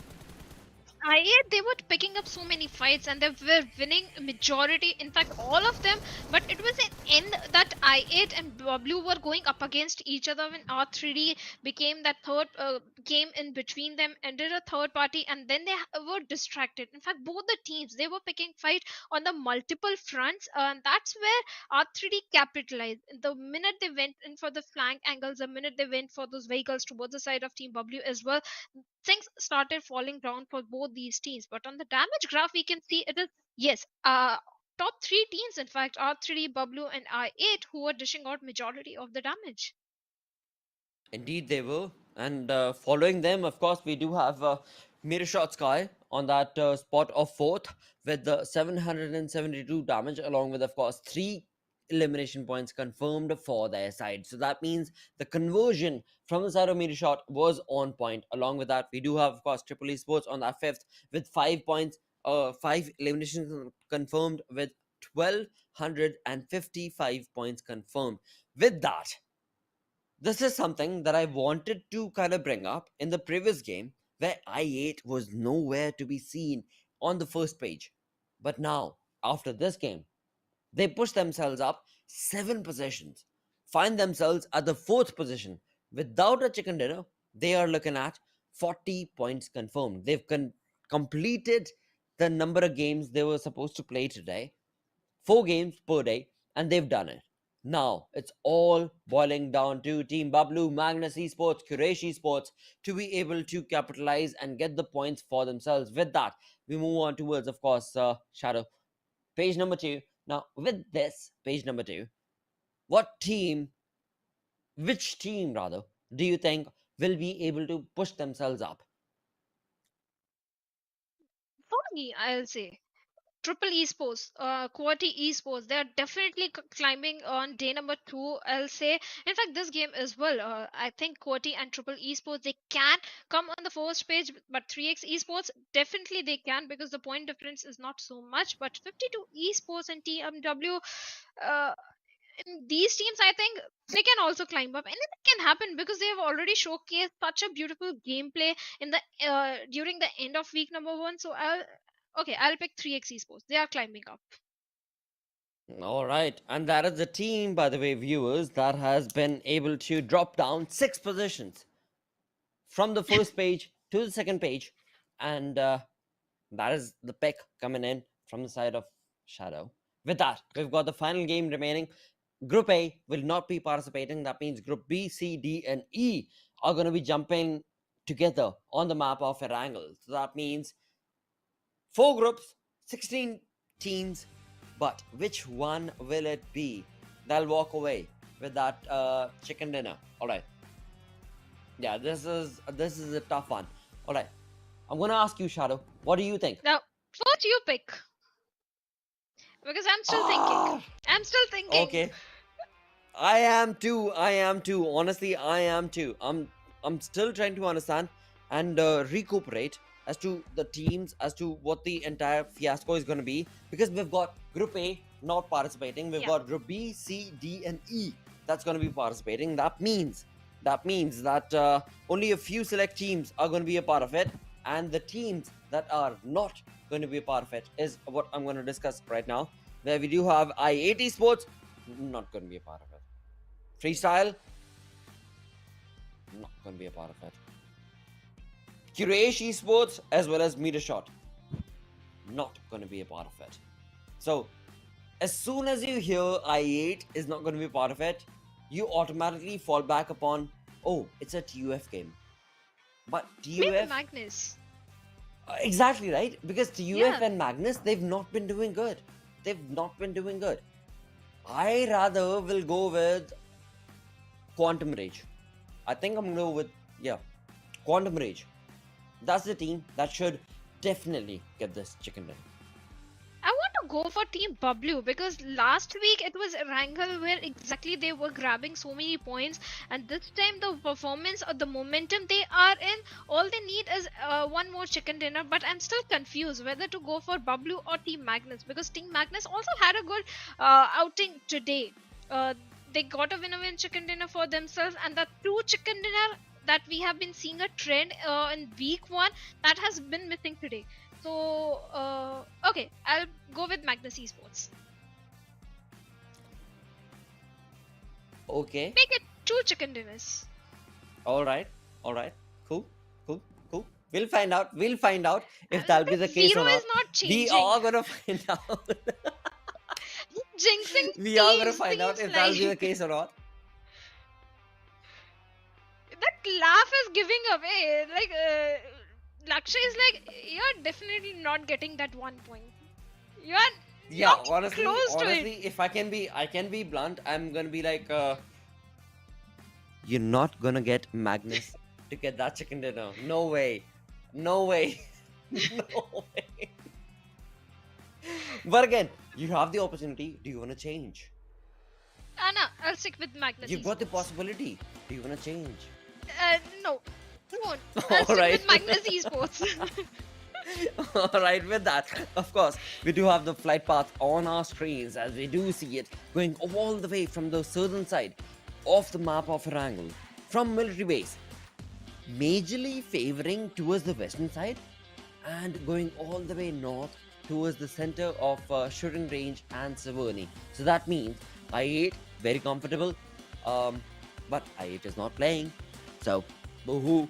Along with that, of course, as we move on towards the northern side, we do have... Oh! I was just going to point out BABLU, but it seems like BABLU has already dropped down. I honestly thought that BABLU will go towards the northern side of Georgia Pool. Shadow, with this change from BABLU, what are you anticipating? BABLU is one of those teams who always have a dynamic drop location. So I'm not surprised they're having a different drop location this time. Maybe they're looking forward to gatekeep the players who have dropped towards the southern side in the military base island. If circle is in northern circle or center circle, that could be a possibility, because Team BABLU right now they're looking for those defeat points, and looks like the teams in the southern island, they have to go for the early rotation fast and quick, and Team BABLU will be looking forward to capitalize on it. But wait a minute, there is a single player, Cairo of TFD, on the southern island, where rest of 3 players are towards the side of farm. What is he doing there? Grabbing vehicles? Honestly, I think it was... I think he lost a bet. Yeah. I think he lost a bet. He was supposed to go with his team, but... वो कम जीत नहीं पाया and so Maybe he's he gone down to forgot to follow his player, and later on he realized, oh shit. yeah, probably could be the case. Could be the case. But again, I'm loving the way the zone is dictating the entirety of the fight, right? Because the zone itself is forcing these teams to go towards the northeastern front. Now, that northeastern front is something that we spoke about yesterday, Shadow. And today, 52 Esports, of course, are always going to be there. But at the same time, it's favoring them. It's for them to take it in their stride. But do you think they can? Because again, we've got so many teams from the western side that are going to be making that rotation. And with that, talking about rotation, we do have QWERTY, Scarel being brought on from the side of well,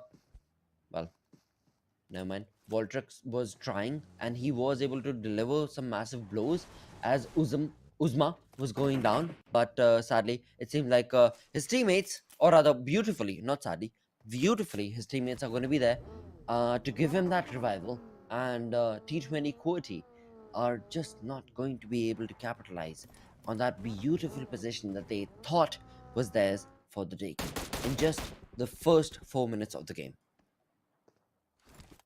QWERTY and Star definitely are going up against each other. I'm just wondering the team that is in the close proximity, what's going to happen to them? Magnus Esports, my prediction. Well, 3x Esports is there, QWERTY is there, Not Esports is there, Star is there, and Magnus Esports is on the periphery of the circle. Seems like my prediction. Oh, God bless me. But Team Star with that Uzi and God Fury is switching to DP20 finds knock on second knock as well onto the plus of Team Team QWERTY out there. That was a beautiful spray and a blind rush coming in from the players. That is exactly where the players are capitalizing, but gravity gets taken down from far off angle over there, and with that, Team QWERTY has been eliminated and becomes the first team to be wiped out from this map on 16th position. Sad. It's so sad. Because again, you talk about Team QWERTY, right? T20 QWERTY is one of those teams that finished in the top 10 in the previous season. Sadly, this time around, they're nowhere to be seen. They're trying, but yeah, they're nowhere to be seen. It's so sad.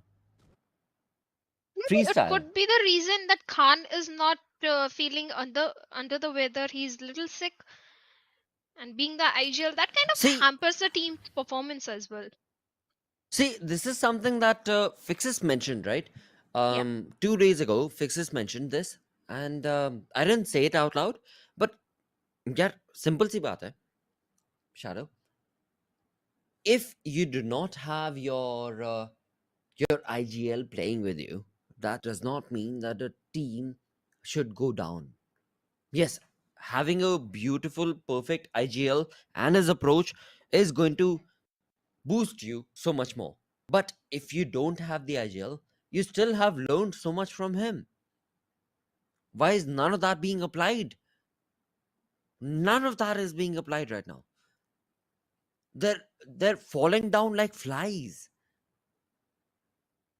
And this is something that I am just not able to agree with. कि अगर आपका IGL चला गया तो that does not mean that you go down as well. You've learned from him. You pick up all the mistakes that you had. You've learned so many things from him. You combine that all together and be better. But that's not what we're looking at right now from this team, which is so sad, like I said. But nevertheless, maybe I'm getting too involved in all of it. But overall, that's exactly what I had to say. And I wanted to say this, that if अगर आपके पास IGL नहीं तो इसका मतलब ये थोड़ी हुआ कि आपका पूरे टीम का गेम खत्म होना चाहिए. That does not make sense. And that's exactly what's happening. It's wrong. Somewhere feel Team QWERTY has that caliber and capability given the right circumstances. they just need that one match where they'll get their confidence back and they'll start dominating the lobby. If not dominating, at least True. getting good points for themselves and I hope start. so, yeah. Yeah, they'll find their foothold on the leaderboard very soon. I'm very hopeful, but I'm not so hopeful because the way the players of 3x Esports are surrounding, converging the players of Magnus Esports. Let's see how the fight is going to break in, because it looks like an inevitable fight. And Team BABLU, well, in their part, the team that is crossing them is going to, that can cross them, are going to the players of Team Reggie's side, and 3x and Magnus are already going up against each other. Let's see which team that is losing the players, and looks like it's 3x as Kratos has been eliminated and 3x is standing as a three-man army right now.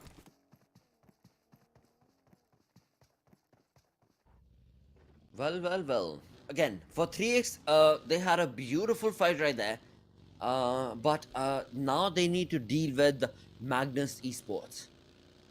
They're out in the open, they're close to the ruins, there's not a lot of cover. And that's exactly what they are gonna have to deal with. The brunt of it. At the same time, we do have, of course, on the air front, right side, taking on shots against BABLU. Now, BABLU has already gotten themselves committed to a compound. Is it a good decision? Is it a bad decision? We're gonna find out. Because right now, they are being hampered on upon. And this is where Regicide can make themselves count. But can they? Are they allowed to? It seems like a tough conversation because BABLU, they're on the move. At the same time, we do have the change in the zone that's on the move once again. Circle is going to shift any minute, but the players of Magnus Esports finisher has been taken down by the players of 3x Esports. Let's see if 3x can capitalize on it and get a finish point and a defeat point for themselves, as well as with that buggy. They're already closing in the distance, and Mary takes little of the fall damage, but that's not going to be too much to hamper him or stop him in his tracks. But the grenade from Faster takes down a bit of HP of Mary and 3x. Right now they are up against an outnumbered fight against the players of Team Magnus, but from the height advantage, Miracle finds a beautiful knock out there, but in fact he also gets traded down. Tyrant, along with Mary, is still looking for the players of Team Magnus Esports, and they don't know exactly where the players are, and the smoke is going to be a bit of distraction for Tyrant, as he's going to shoot at a place where the players are not present, and Zen is going for a revival, and Tyrant is also hoping that maybe a rescue is going on. That's why he's going to rely on those grenades, but before he lobs that, he is going to find a knock onto Faster again, second time.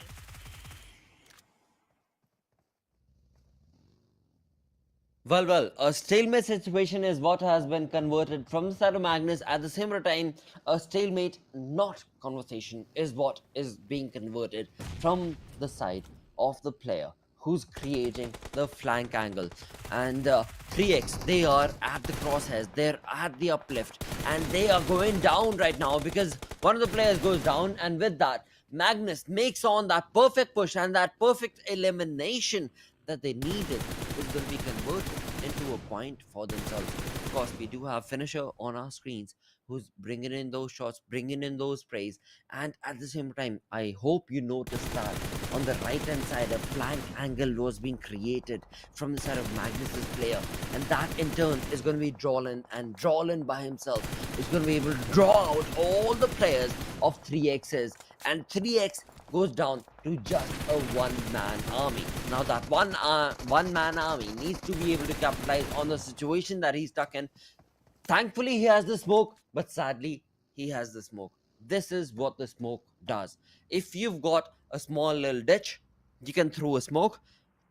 Buy yourself a little bit more time, perhaps 2 to 4 minutes, but in the end, you are going to be sprayed upon. And that is exactly what happened against them, against 3x from the side of Magnus, and thus in turn 3x is being eliminated on the 15th spot. With that, we still do have 14 teams remaining, 56 players still alive, 52 esports is still going to be a part of it, but up front is going to be Quantum Rage. Are they ready? Are they prepared? Well, we'll find out. We are going to find out because Quantum Rage, they're looking very successful. They're looking very comfortable. We've got Hassan as well as Daku from both the sides. And there's no way, there's absolutely no way that 52 Esports has an opportunity to be able to make that push for themselves. If they make that push, it's going to go against them. But with that, we've got a flank angle being covered from 52 Esports' Pain, and he's going to bring in a little bit more damage. But along with all of that, the zone makes a shift, and 52 Esports, once again, this is the third time that 52 Esports, they've got the opportunity to be able to convert this into a beautiful and a perfect chicken dinner. Can they do it? We're gonna find out with 14 teams, or rather 13 teams apart from 52 still remaining. We'll find out. Serious? Well, he was trying to sprint over the ridge, and with that vehicle, he's already doing so, but he needs to be a bit careful. Let's see where exactly he's going to slam that vehicle, as 52 Esports are not coming out in the open, but Spark makes a mistake, takes a hefty damage from the side of Daku, and Hassan OP from the backlines comes in, takes on Sirius, and Quantum Rage is going to retaliate, and with a grenade, they are going to take down Hassan OP over there. That means 52 Esports, well, they need to regroup as soon as possible. Daku is going for the rescue mission onto his fallen comrade, and JD with that grenade, he's looking for a confirmation, but somewhere else on the map, Triple Esports Rex is also falling down, but Spark with that AKM, can he find the knock onto the player? And yes, he can. Beautiful knock, takes down Daku, and Hassan OP is surviving on a sliver of HP, also goes down, and Quantum Rage, they are suddenly looking very strong in this fight, and 52, well, they are crumbling down. They definitely are. By one, they all go down. Quantum Rage bringing in the perfect rescue mission right there, where indeed Senior and JD were able to bring in a lot of domination for themselves, and two of their players, two of their teammates, Sirius as well as Bach. Now it's all about the revival story, and that's exactly what Quantum Rage is working towards. 14 teams still do remain. Keep in mind, as we do have a lot of aggressiveness going on down against the players of Quantum Rage, and the 4-man army goes down to a 3-man squad as Sirius once again does go down. But with that, Triple Esports are the ones who are at the back end, who are at the receiving end, and just like that, Triple Esports get eliminated on the 14th position. 13 teams remaining, 44 players still surviving. Along with all of that, 15 minutes into the game, the zone is going to be taking itself all the way towards Stahlberg. Now, Stahlberg is something that Shadow, you asked for. Certainly, I love Stalber circles, and that right now the team that is capitalizing on that position are going to the players of Team Regicide as well as the players of TUF, holding on to the opposite end of the Stalber Hill area. But Quantum Rage, well, right now they're picking fight with the last player of Team 52, and looks like Joker, he's going to make an escape and leave his fallen comrade to bleed to death, because that's a mature decision. But have 52 Esports regrouped a bit earlier, things could have worked in their favor, because Quantum Rage was also a little, I'll say, not so strong in that situation. Their players were also down.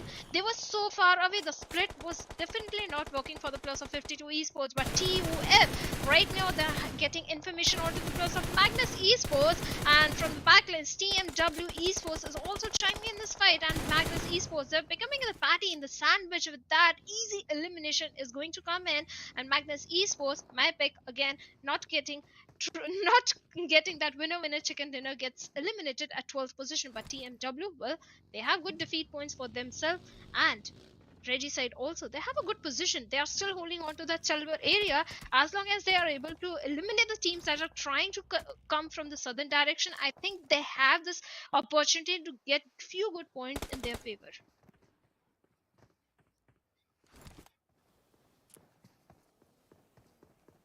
Well, TUF themselves getting hampered on upon from behind the scenes. Not looking good, as we do have 11 teams still remaining. Team Star, the momentum working in their favor with 8 elimination points for their side. TUF with 5, Quantum Rage with 3, but along with all of that, we do have left 10 teams remaining. TMW, they're trying their level best. They've got the information, they've got the advantage, but will that be enough? Can that be enough? Well, we're gonna find out soon enough, because for now, it's only TUF, the only team that's gonna be making an advance with all 4 players standing and all 4 players making a controlled effort from their side. But will that be enough? Because they're making that advance from the side of West. Along with them is going to be TMW. And at the same time, we do have North Esports making that beautiful rotation count for themselves. And TUF, they need to be wary of that entire squad that they're going up against. They've got TUF, oh my apologies, TMW as well as NES that they need to deal with, and just a few more seconds and the zone is going to be constricting. So who is going to be the one walking out of that situation that TUF find themselves in? Along with that, on our screens we do have Team BABLU. Now Team BABLU, they're making a rotation from the side of southwest in fact. Now right in front of them is going to be QR, and there we have it, Teen Wolf making a perfect execution right there as Senior from Quantum Rage goes down, and the entire annihilation and domination from Team BABLU is going to be focused on that beautiful nade parade that is being showcased. Will that be enough or not? As you can see on the mini feed right there, we do have from the southeastern side BABLU making a beautiful transition. Along with that, they have to deal with one team, and that one team is something that they are trying their level best to go against, which is Quantum Rage. On the other front, on our screens, is going to be TMW against North Esports, which is the team that's going to be coming in from the northwestern approach. But let's find out which team will be the one that'll walk away with that beautiful entry in towards that chicken dinner right now. Shadow.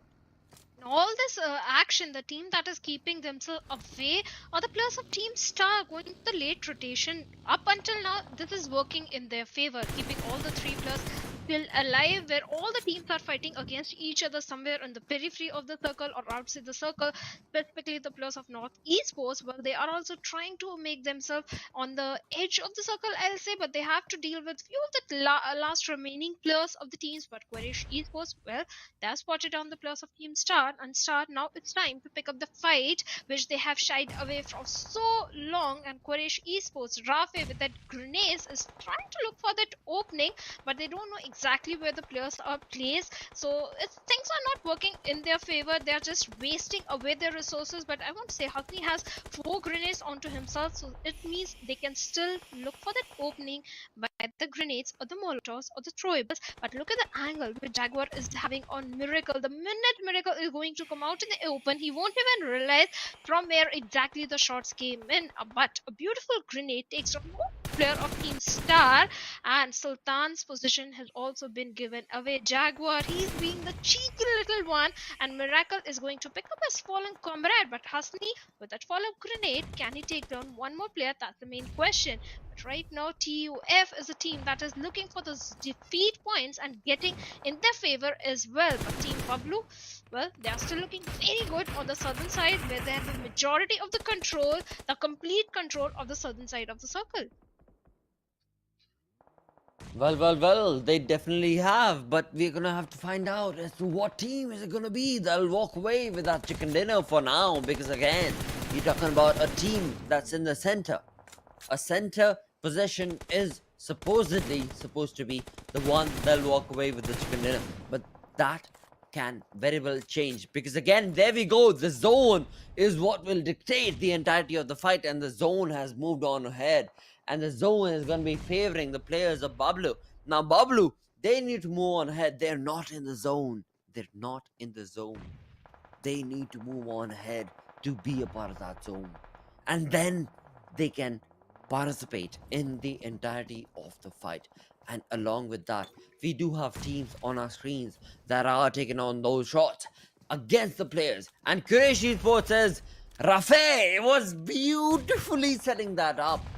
A perfect Molotov, and the perfect utility advantage is going to be much pushing him towards the end of the game as TUF get eliminated. Now, all we're left with is 7 teams. Regicide, Team Star, Quantum Rage, BABLU, North Esports, Quraysh, and 52 Esports, who's left with only a one-man army. One-man army, but Team BABLU, the way they are advancing the circle, yes, they won't be able to have the height advantage, but all the teams who are fighting amongst each other, whichever is going to come on the top will have the height advantage as well. But Quraysh Esports, they have managed to eliminate the players of Team Star, who had 10 defeat points in their favor, who was so aggressive, but now the defeat points are something they have to rely on, as Regicide is already moving forward. They are praised perfectly to stop the players of Team BABLU as well, but content-based spark goes down, hits the ground, courtesy to the players of Team North Esports, and they are going to find the confirmation as well.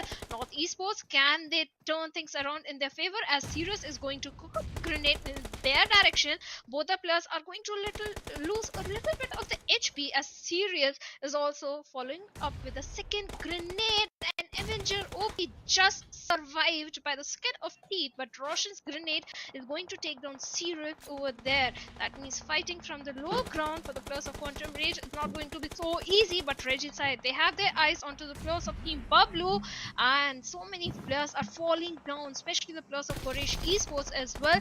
And in the patty in the sandwich right now, the team that is becoming are the North Esports. Well, they definitely are. With 4 teams remaining, and 4 teams we do have on our screens, and they are bringing in the best possible play that they possibly could, as we do have Quantum Rage's senior on our screens along with his teammate, but at the same time we do have R3G, Nocto on our screens, Nocto and JD, the 2 players who are up against each other. 3 teams do remain, QR, R3G, and BABLU. Nobody would have anticipated this would have been the case, but the numbers advantage is going to be favoring BABLU.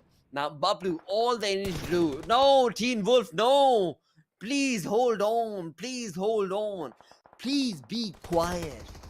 That's all you need to do, because Quantum Rage as well as R3G, Regicide, that's all that BABLU needs to do. They need to wait for Quantum Rage and Regicide to be able to take on those shots against each other. But it seems like BABLU does not want to wait. Now, we just saw in that feed that BABLU is at the receiving end. They're the ones who are at the lower half of that mountain. Right above them is going to be R3G. And in fact, above R3G is going to be the players of Quantum Rage. Now, BABLU, the better they realize this, the sooner they realize this, the better off they're going to be. But they do not. They are going to want to push. And at the same time, we can clearly see there's no stopping them. Shadow, what do you think?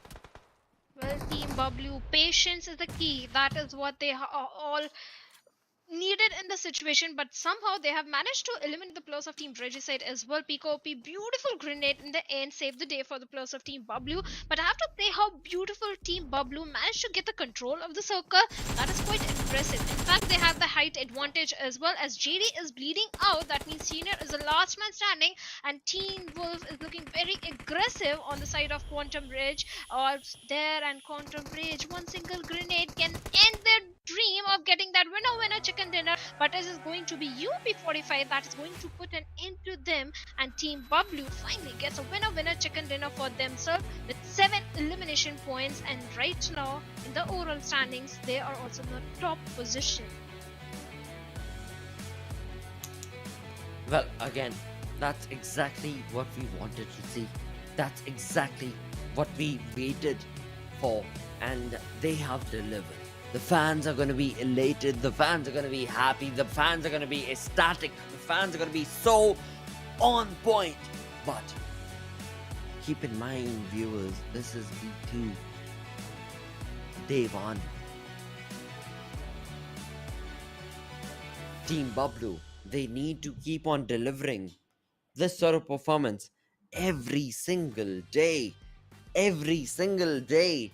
If they do that for the next 5 days or 4 days, then we can come back to Team BABLU.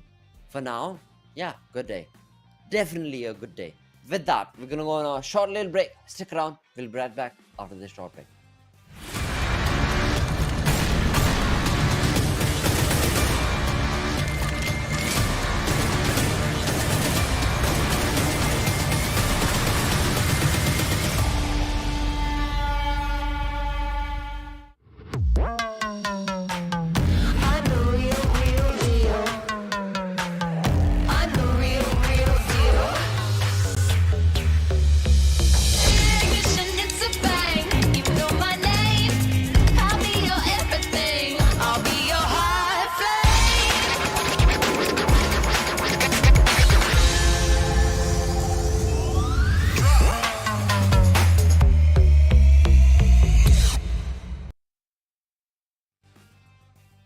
Hello and welcome to, of course, PUBG Mobile right here in the PMPL season of Pakistan Fall Split.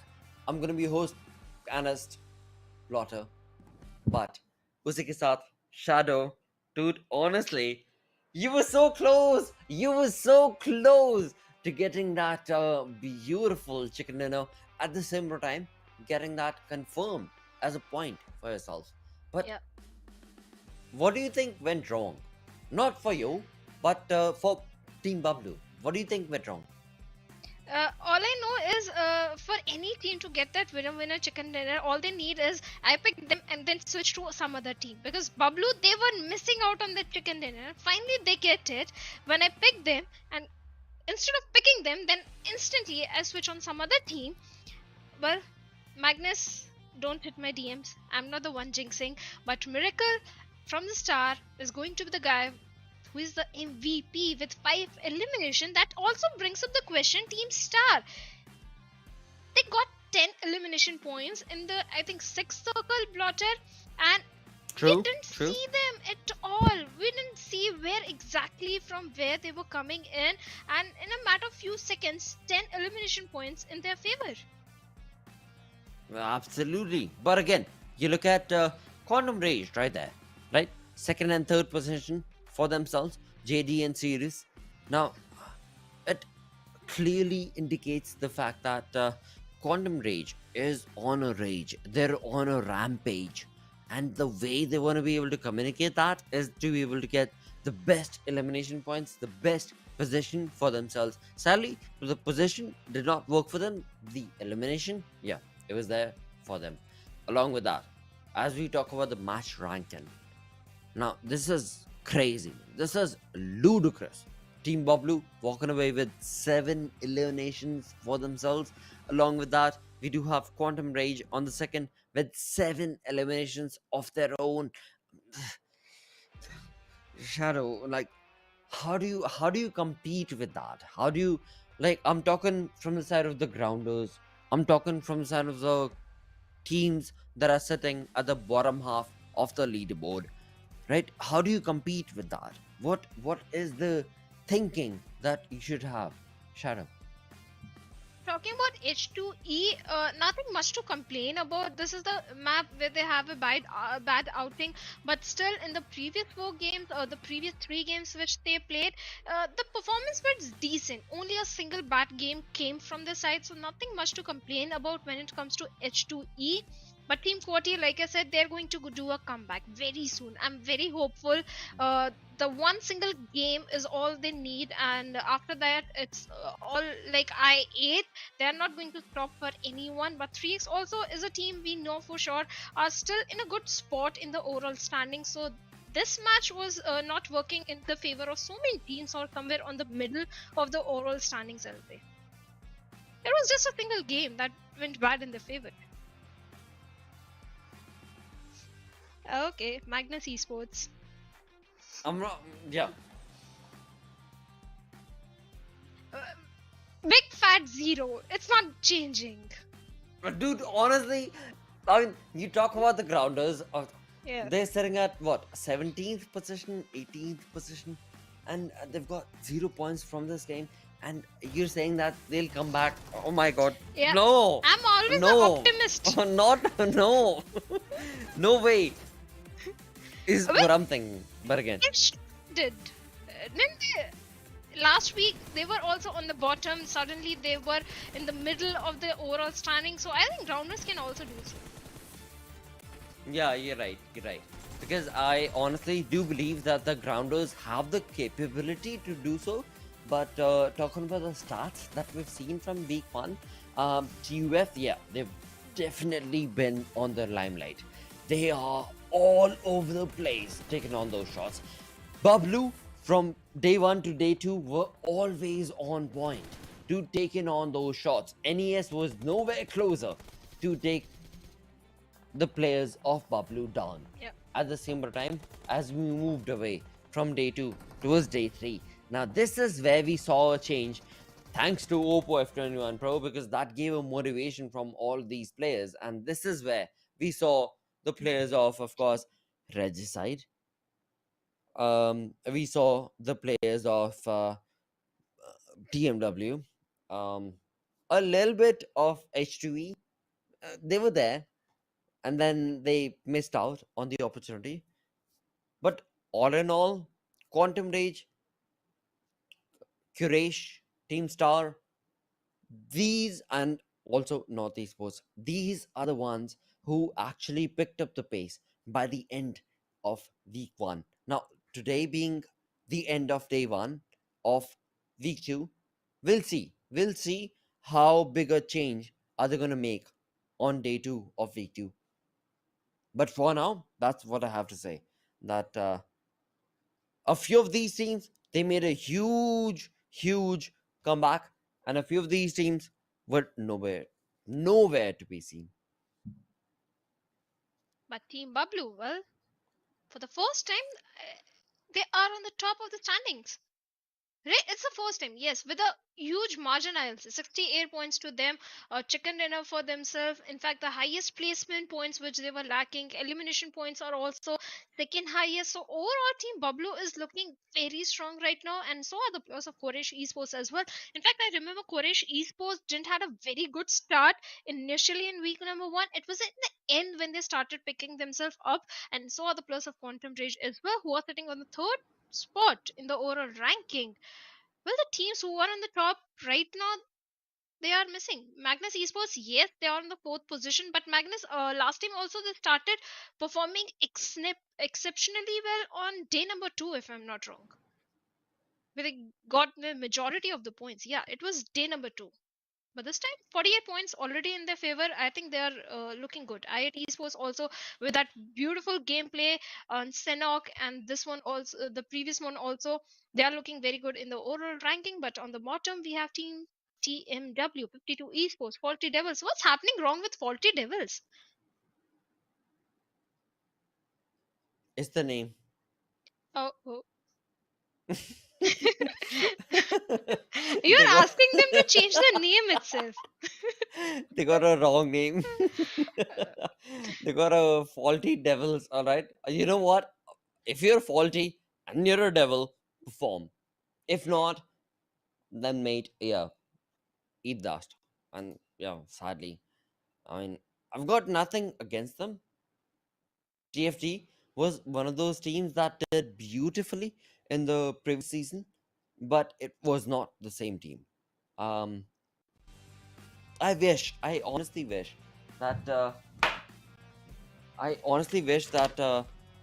I could have seen them perform the way they did in the last season, but sadly that's not been the case. So yeah, no man. I've got high hopes for all these teams that sit on the latter half of the leaderboard, but in the end, there's only going to be a few select teams that will be able to dominate and we know one or two of them. We've got I8. Yeah. What other team are you gonna say? Apart from I8, what other team? Quraysh Esports, definitely. Quantum Rage and Team BABLU, yes, it's a Quantum Rage, family of Quraysh, Rage, yes. Quantum Rage, Quraysh Esports are the teams. In fact, H2E also. I still feel H2E can be in top 5. High chances because. Okay. No. I still think H2E. asked. Okay, not H2E but Regicide. Last week Regicide, they were Yes. in the last few days they were very good. But this time also Yes. they are not in the form, I'll say, because they are not having the best of the best games today also. True. Fair enough. Yeah, you're right. It's a difficult decision to make, right? Because you know for a fact the teams that are doing good, they're doing really good. Yeah. And then you've got teams that are trying to push themselves up, and that's where they kind of falter down based on how the maps and how the changes are happening. But at the same time, yeah, definitely, I'll agree with you that yeah, the few select teams, the two teams that we spoke about, they are going to be there. They are always going to be there.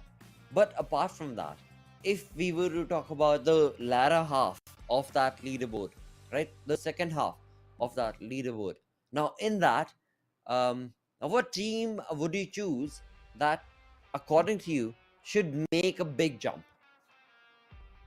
Should make, I think Triple Esports, if they are able to convert those damage into the elimination points, I think they can certainly make a jump. In fact, Grounders also, I'll say, yes, they are not having the best of the pump, but if they make their rotations correct, if they make slight changes in their rotations, I think Grounders having them to make that big jump in the overall ranking. Well, with that, we do have the overall storyboard on our screens. The first stage looking very comfortable for these teams: I8, Magnus, Quantum, Tough, TUF, BABLU, Quraysh, 3x, Quote, Reside, as well as, of course, Freestyle. So all these teams on page number 1 looking very comfortable. You talk about those points. I8, they've got a lead of their own. There's no comparison, right, Shadow? Correct. And then after that, we've got Magnus, 308.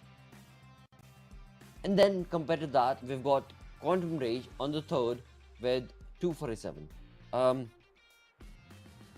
Yeah, it's a tough battle, but I think it's still a possible battle. What do you think?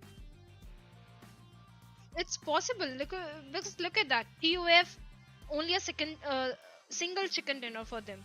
I8 on the other hand having 5 chicken dinners, Magnus having 3. TUF still with that single chicken dinner, they are kind of consistent, I'll say, having few bad games, but every single time they're grabbing at least the average points required to stay in top 5. And Quraysh Esports, today they have taken a jump of 3 points itself. So I think Quraysh Esports, if they keep up the same pace and get few more chicken dinners, at least 1 or 2, they can topple over a few of the teams.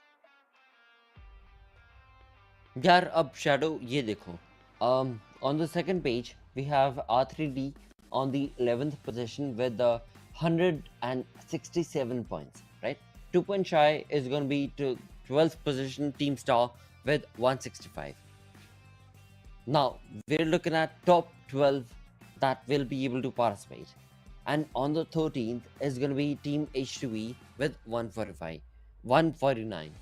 Now they've got a chicken dinner for themselves, lekin yaar, how should they push themselves? Like, we look at the elimination leaders right now. We've got Blade from I8 on top with 64 points, 12,000 damage hai, almost 13,000 ho gaya. Like, how do you compete with that? You look at the 3rd, 4th, 5th, they're all from I8. All the 4 players, they're from I8.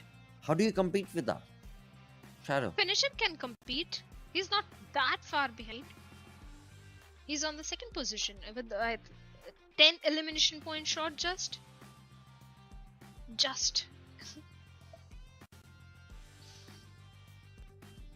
still very optimistic about every single player and team. But we have Zabyan also on 6th position. Honestly, रुकना बहुत मुश्किल है यार Shadow. बहुत ही ज़्यादा मुश्किल लग रहा है. Because this is just week number 2. Week 1 we saw a high percentage, and now week 2 they're all just getting into their playing field. And as we see the daily winners, we've got match number 1 on Erangel, Quraysh Esports, with almost 1700 damage with 12 eliminations. That's just, how do you deal with that? How do you compete with that? What should you do to go against that? There's no comparison. Nevertheless, I'm putting you on the spot. My apologies, but I'm trying to understand, like, कि यार इसके अलावा क्या? ये लोग तो एक के ऊपर एक करते रहते हैं. Like, what do we do? Never mind. This is what Pakistan region does. Every single time, this is what Pakistan region does. And they believe in it so much, and then they make it happen so much that, yeah, as casters, we've got nothing to say. They're the best. They are. In fact, all these teams, every single team, I'll say they are the best. Yes, it's the circumstances and the situation that kind of not work in their favor, or maybe the circle is not working in their favor. Not every day can be a day, but all these teams have proved to us they have the capability to be on the top. Yes, there is already a big margin in the standings and the points and everything, which is hard to cover up in a few single games or few games. But in the long run, yes, I'm very sure all these teams are going to prove their mettle once again. As the players of Quraysh Esports are doing, BABLU are doing. BABLU kind of we expected, but Quraysh Esports and H2E, well, they're having a very good outing. They definitely are. I mean, you talk about how the games have been played out from day 1 to right now in week 2. Yes, definitely. Things have been off the ludicrous chart, is what I'm going to say. But along with that, now, alright. This is week number 2 right here. This is the start of week number 2. Keep in mind, viewers, this is a 3-week affair before we jump into the grand finals itself. So this week, as well as the next one, is going to be crucial. It's going to be critical. Along with that, Shadow, what final thoughts do you have to say for week 1, or rather this game right here that was played, 5 games that were played on week 2? The top teams maintain your consistency, but the teams who are on the bottom, well, don't lose the hope. Fear makes the wolf bigger than it is. Don't be scared. Don't be intimidated by any of the teams, or don't be scared by the points which they have gathered, because you still have the time. You still have ample number of matches in your hands, so anything is possible. Absolutely. That was so beautifully said from your side. What I'm going to say is, dudes, if you are, apart from that first team, if you are watching and viewing, grab them, get them. Absolutely, because tomorrow is the day that you can genuinely justify as to what is happening. But apart from that, of course, we do thank the viewers for participating, and we'll be back again tomorrow with all these games, 5 games per day. And thank you so much for tuning in and being a part of PMPL right here in Pakistan. And of course, fall season will continue on for us. Till then, take care, stay awesome, bye bye.